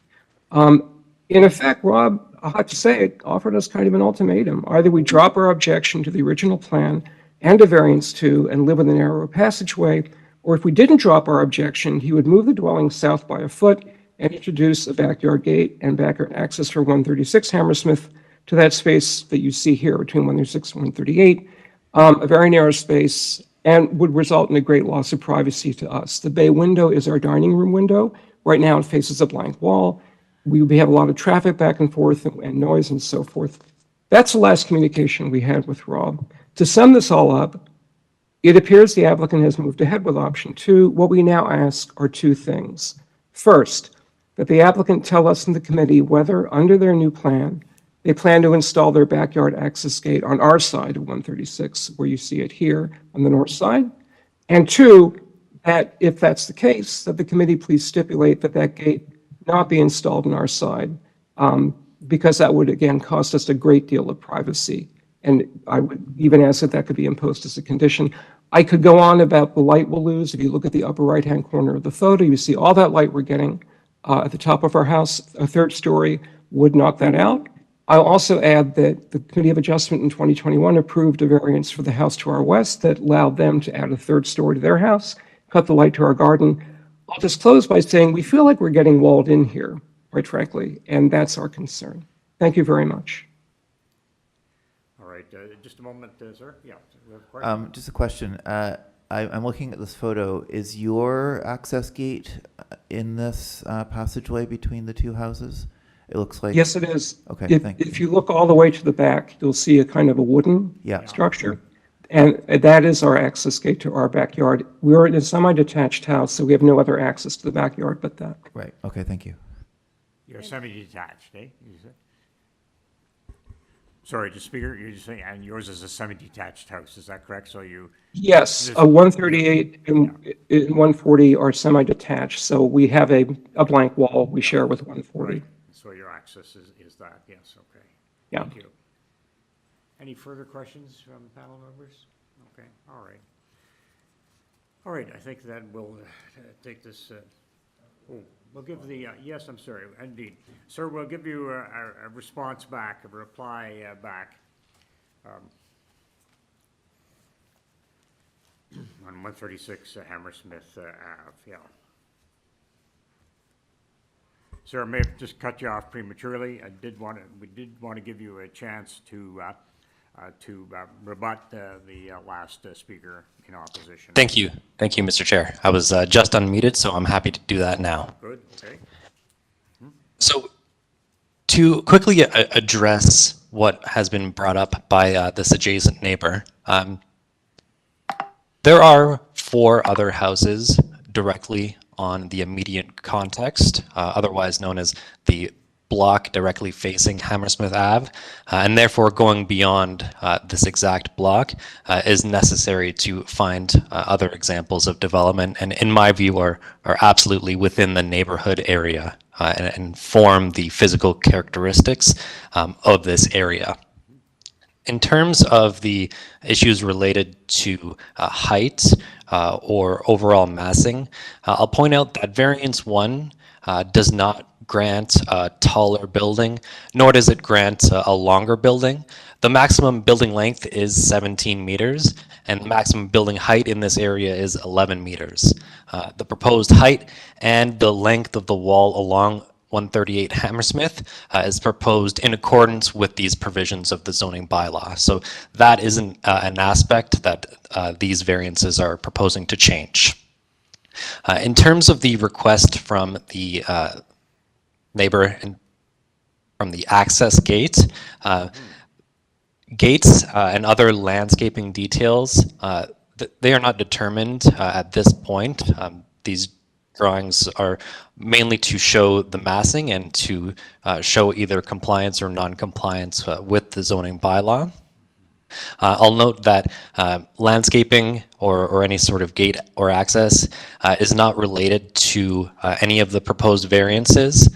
There is no nexus there, so I'm not sure how they can be implemented as a condition of approval. I'll note it as well that the right-of-way that is shared between these 2 properties, does permit access for both owners, and having a condition of approval that prevented gate access on one side, in my opinion, does not adhere to that right-of-way requirement. I believe that addresses the main concerns from that neighbor, but I'm happy to answer any questions. Well, just briefly, so you indicate in terms of the height standard in this particular zone, it's 11 meters, you say, is that correct? 11 meters? That is correct. And I'll just point out as well for you, Mr. Chair, that there is no variance that is proposed for height, which demonstrates that this is an as-of-right height.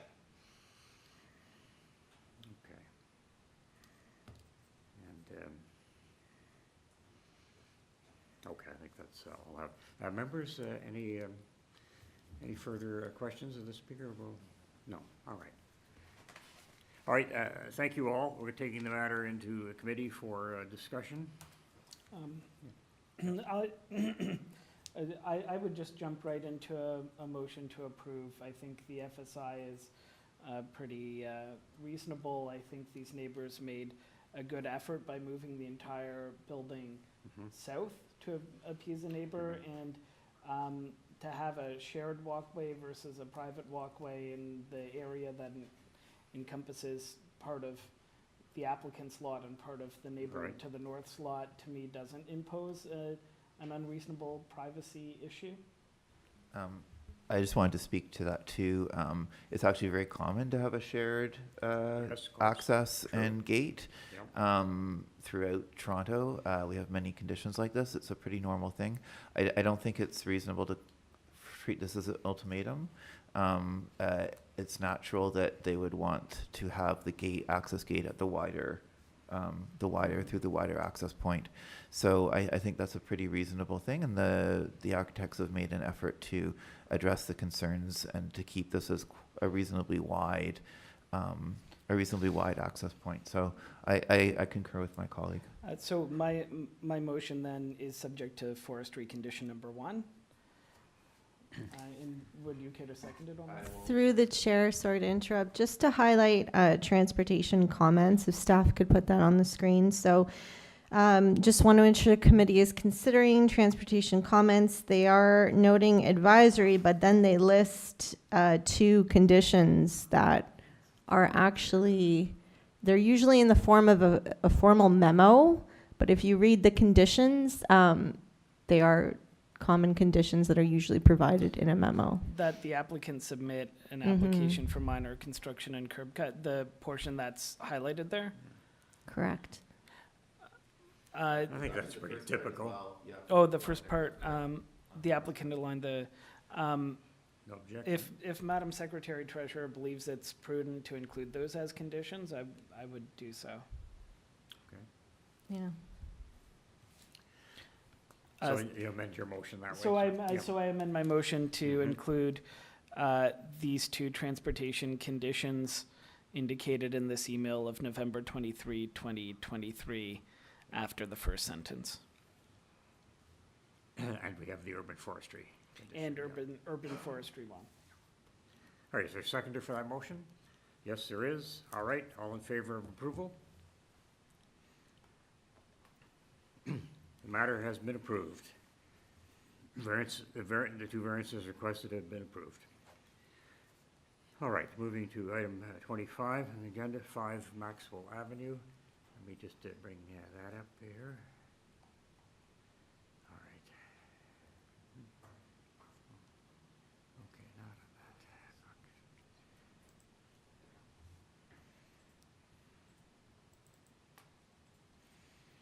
Sorry, guys, just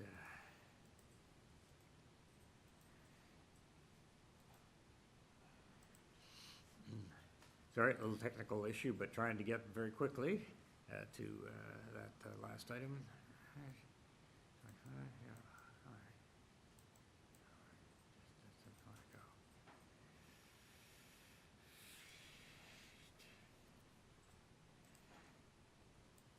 Okay, just about there.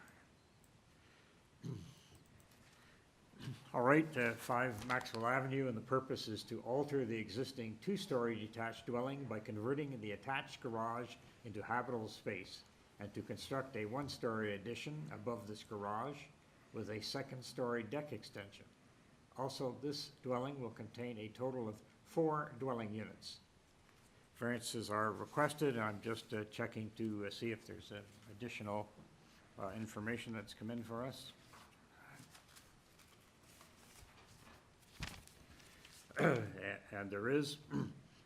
So those materials include the minutes from the October 25th, 23 public hearing, plan of survey, site plan, floor plans, and elevations. We have staff reports from urban forestry, a communication from Metrolinx. We can take a look at that, and the manager development planning transportation services.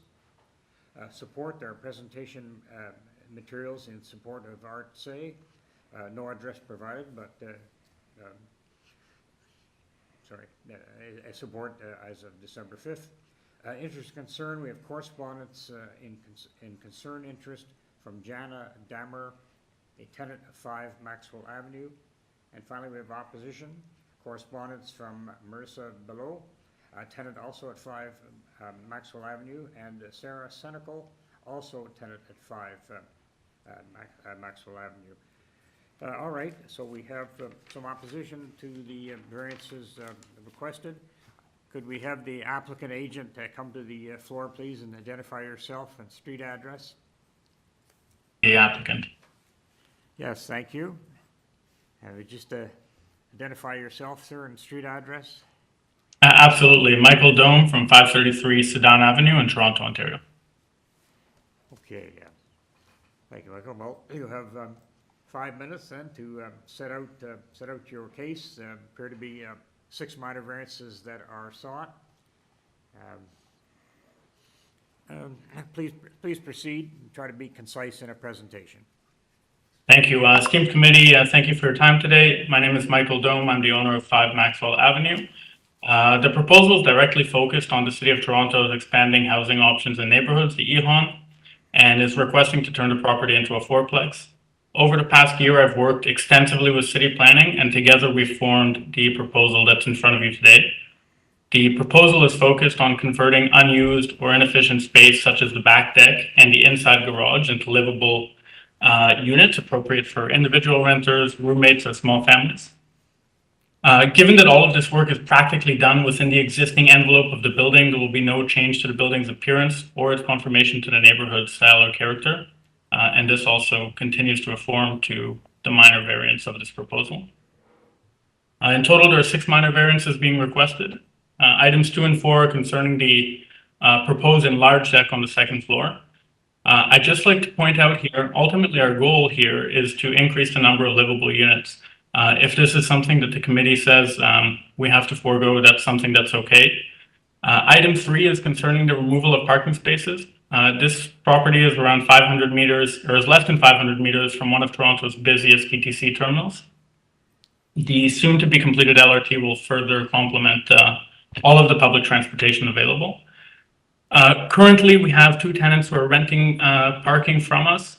They will continue to have this parking space available after this construction is done, if this proposal is approved.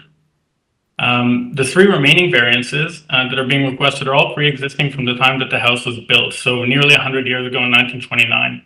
And further, the Committee of Adjustments really reviewed and approved these requested variances again in 2004 when there was work done on the property.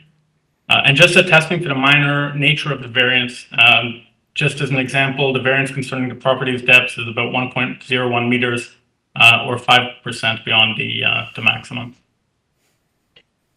Just to conclude here, these proposed variances take one small but critical step towards creating additional residential units in Toronto. Importantly, it's doing so in one of Toronto's most dense and busy urban districts. The proposed variances are minor in nature, converting uninhabitable parts of the existing property into livable space without the need to do major construction. More significantly, this is fully aligned with the City of Toronto's initiative to expand the missing middle and with the expanding housing options in neighborhoods. And as I mentioned a moment ago, over the past year, we've worked extensively with the City Planning Division to put this proposal together, and we've received the explicit support from Cameron Williamson, amongst other people, in the Planning Department. And you can also see letters of support from neighbors and the City of Toronto Transportation and Metrolinx. So thank you all very much for your consideration today. I just have one question to you, just with respect to variance to the parking spaces. So nothing was to be reduced. So I'm sorry, a parking space has been removed, is being removed by this variance. And does that leave you without parking spaces for this house on Maxwell? No, it does not. So currently there's 2 indoor parking spaces in the indoor garage, and then there's a parking pad immediately behind the indoor garage. That's where the tenants are currently parking. There's 2.5 parking spaces there, and that will continue to be available. You can see it goes beyond the garage, the shaded area there. to the east part, and it extends just east of where you can see the garage there. And that's where currently there's room for 2.5, basically 2, almost 3 cars to park there. I see, okay. There's a transportation staff report. My notes are there's no objection, but there are conditions. One, wanting a revised site plan to show all existing access driveways that aren't required anymore, and also requiring you to apply for, no doubt, fresh curb cuts. Right. So you're aware of those conditions? Yes? Correct. Okay. Yes. All right, other questions? Yeah. Just a very quick question. Some of the letters of concern talked about having difficulty accessing one of the apartments if the renovations take place. I was just wondering if you could quickly address that. Absolutely. So that access, I mean, it's not actually influenced. If you look, if you scroll down one pane on the what you're showing here, so you can see the access into the first unit, into unit 1, and you can see that staircase there that's coming from the north end of the property. That's left completely unchanged. So the main access is what you're seeing on the north end of the property right there. That's being maintained for that unit exactly as it is now. So nothing there will be changed from the main access point. Okay, thank you.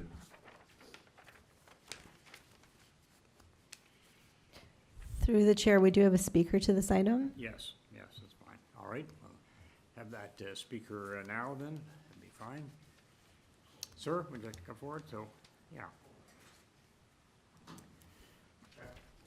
Yes. Hi. Yes, in respect to this 5 Maxwell Avenue property, okay. Do you state your name and your street address just for our record, please? Yeah, sure. So good afternoon, all the committee member. My name is Art, and I'm actually one of the neighbors supporting the applicants for this minor variance application, so I strongly support it. Now, I live around the corner. I'm not going to disclose where I live, but I do live 2 minutes away from the subject property. So do you guys have the PowerPoint slide? Yeah. So Through the chair, the speaker has to provide your address, so your name and address when speaking for the record. Okay, sure. So, okay, I do live on 3 Duplex Crescent, which is 2 minutes away from the applicant's house. So if you look at one of the slide, I know the applicant already addressed all the concerns that the committee has raised. If you look at, I think, slide 8, I know the applicant didn't have time to address the entrance to the, no, keep going down, down. Yeah, see, if you look at, this is the property as of right now. All the applicant is kind of requesting is to extend turn the garage into a habitable space, and as a result, the addition will now actually encroach into the public street. And it will not even change the neighborhood characteristics by any major alteration anyway. Since the alteration is facing the back, facing Duplex Avenue. But if you zoom in, the entrance will not have any changes due to the fact that I know the letter of the concern says that people will have difficulty moving in and out. That simply is not the case. And in addition, about parking, the applicant and I, we actually had a discussion about this several times, and he mentioned that the proposed addition will still have 1 parking pad available for the tenant. However, since the subject property is located within 500 meters of an MTMSA zone, it does not really need that much parking space provided. And in addition, we look at the traffic report. I think a couple slides down, please.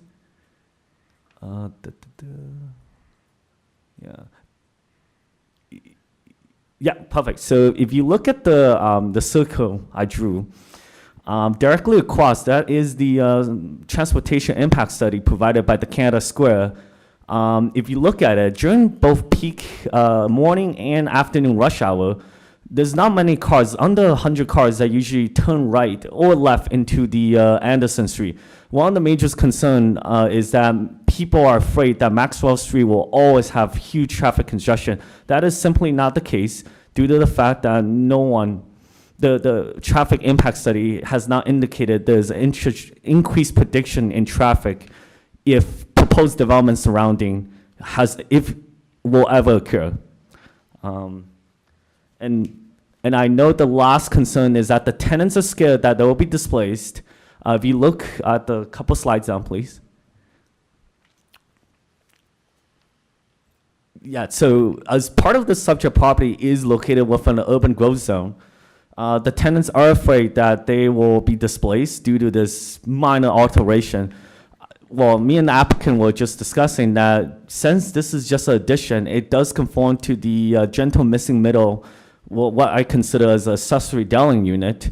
He ensures that the application will not displace any existing tenant. In fact, the work will still continue, but the tenant will still remain. So there will be no tenant displacement. And for that reason, I strongly approve this. I strongly believe this minor variance should be approved. Thank you so much. Sir, are you an architect or land use planner? Actually, no, I have a degree in urban planning, but I just don't use it. I see, okay. I know, he's a lucky neighbor. Okay, I'll leave it at that. Fine. There are other speakers in opposition to the situation? Yes. All right, sir, thank you. If you'd stand back in the audience, fine. We have correspondence from Immersive Ballo, if I've pronounced that correctly. It's Baylog, yes. Hi. Hi, thanks. Thanks for coming Hi. today. Thanks very much for your time. Am I good to proceed to address the committee? Yes, you are. Thanks. Yes. Okay, wonderful. Thank you. I just wanted to first state out that this is grossly misinformed his misinterpretation of what's actually going on here. And I actually just wanted to point out that he submitted this article in support of this application, and he's using language that we can ensure the tenants are not displaced. So I just want the committee to be aware of that there might be some, this is already offside in terms of when the support was actually submitted, and the language being used is quite interesting. But anyways, there are 5 letters of concern that have been supported. There's actually no support from neighbors that's actually been included, which is different from what's actually been represented. And there's a difference between what Mike's explained and what Art has explained. So there's definitely some miscommunications going on here. So the first thing that I wanted to address here is this variance is not minor at all. There's been no discussion on what the actual impact to the tenants are going to be there, and especially in terms of where the entrance is. We're not even talking about the same things here. So I would appreciate if you wouldn't mind bringing up a picture of the back of the house. There is one in Art's presentation that he put together, and I can kind of explain where some of my concerns are coming from.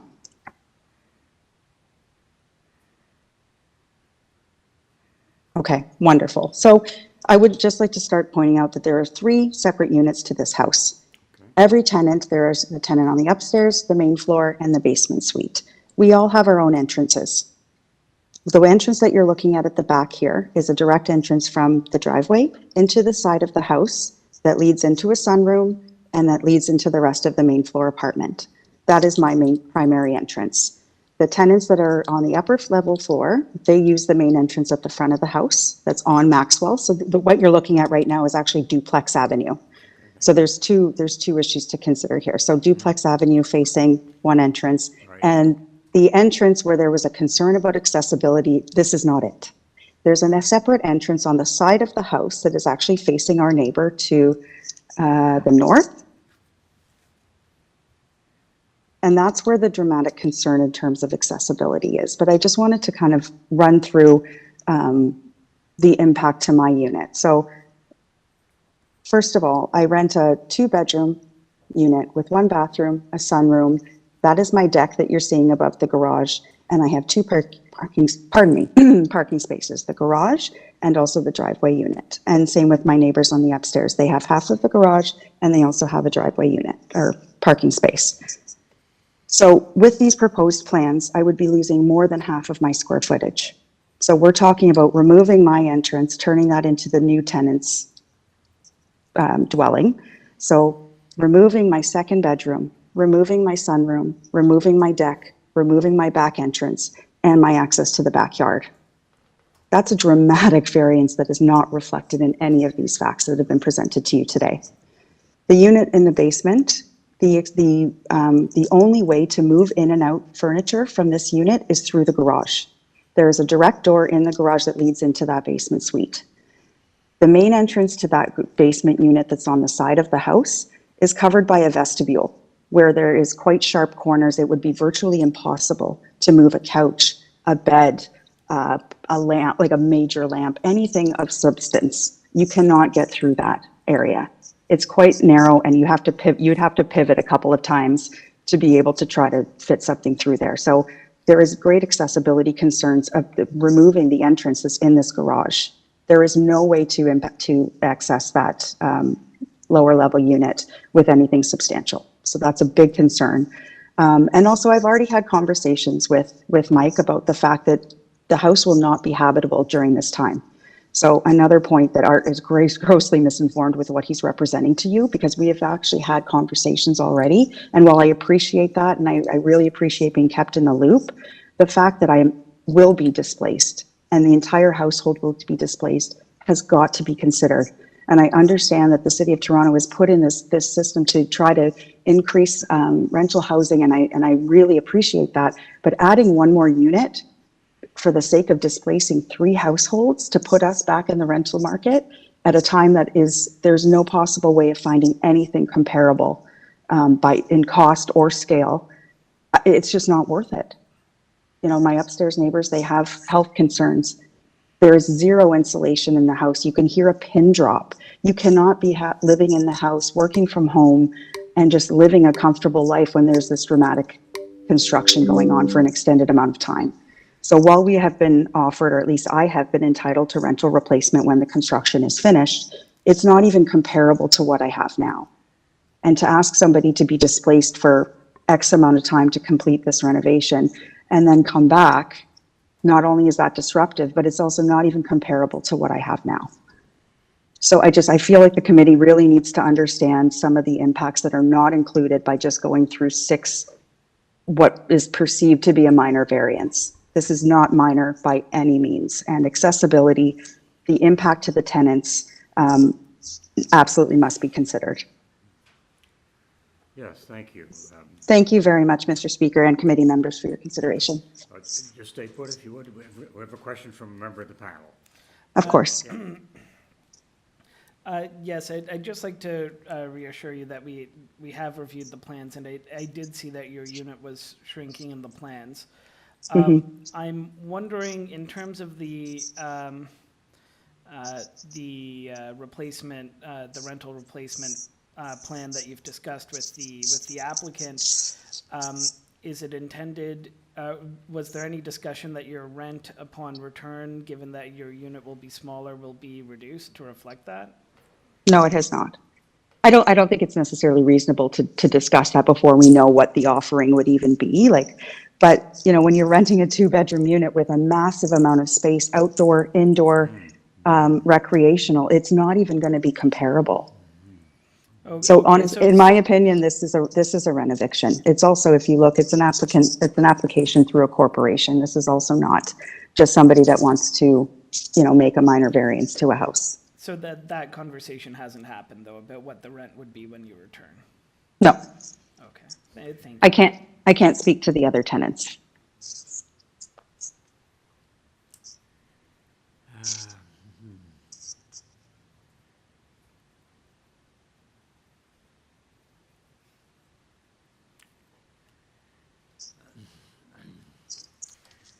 Any other comments? Well, I sympathize with the situation, and it doesn't seem to be really kind of gentle densification.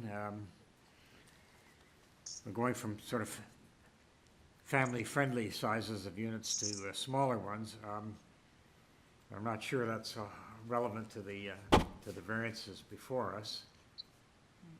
Mr. Chair, does the applicant have the right to rebut? Yes, the applicant does, and thank you for that, Mr. Chang. All right, can we have the applicant back then? Is it Dome? Yeah, hi there, and thank you guys for inviting me back. I just wanted to relate to your last comment. The proposal will still entail 2 large 1-bedroom units and 2 2-bedroom units, with complemented by respectively sized living rooms and 1 or 2 bathrooms per unit, depending on the unit.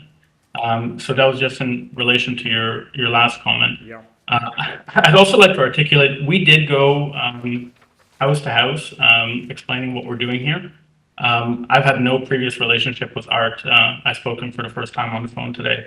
But I assumed that by going house to house, that's how he became aware of our application. The entrance to the basement unit, I just want to relate to that as well. So first of all, I mean, all of these plans were designed by an architect, obviously with the considerations of being able to move in and out of a house being considered. There's no change to the existing entrance to that basement unit that currently exists. That's the current main entrance to that unit. I can tell you we've owned this house for 10 years. I do own it through a corporation that I own entirely by myself, so I basically own the house directly. 8 years ago, we helped somebody move out of the basement unit. I personally helped move furniture out of the basement unit through that side entrance. And there's not really any issue at all. And that's why we also didn't see any need to change it. I know that Marissa mentioned the access to the backyard, so that was never discussed. I don't see an issue with any of the tenants or all of the tenants having access to the backyard. It's just not something that that was brought up, so I haven't had a chance to relate to that at all. And again, just for the City of Toronto, this is not a demolition. Also, the construction here, or the requested variances, are not going to affect all of the tenants. For sure, the top tenant, I mean, whose unit is not being influenced at all by the requested variances, will not be influenced by the construction. And we have not really discussed what will happen during the construction if this is approved with the other tenants. But I'm committed to finding a solution that works for everybody here, that's respectful to our tenants as well. And that's it from my point of view. Just with respect to other tenants, and you're saying that during any reconstruction, they may not be disturbed in terms of their tenancy. Is that right? Absolutely. All right. Okay. Members of the panel, any further questions for this gentleman? No? All right. All right. Thanks, everyone. We've covered all speakers, I believe. Anything else? Yep. Okay.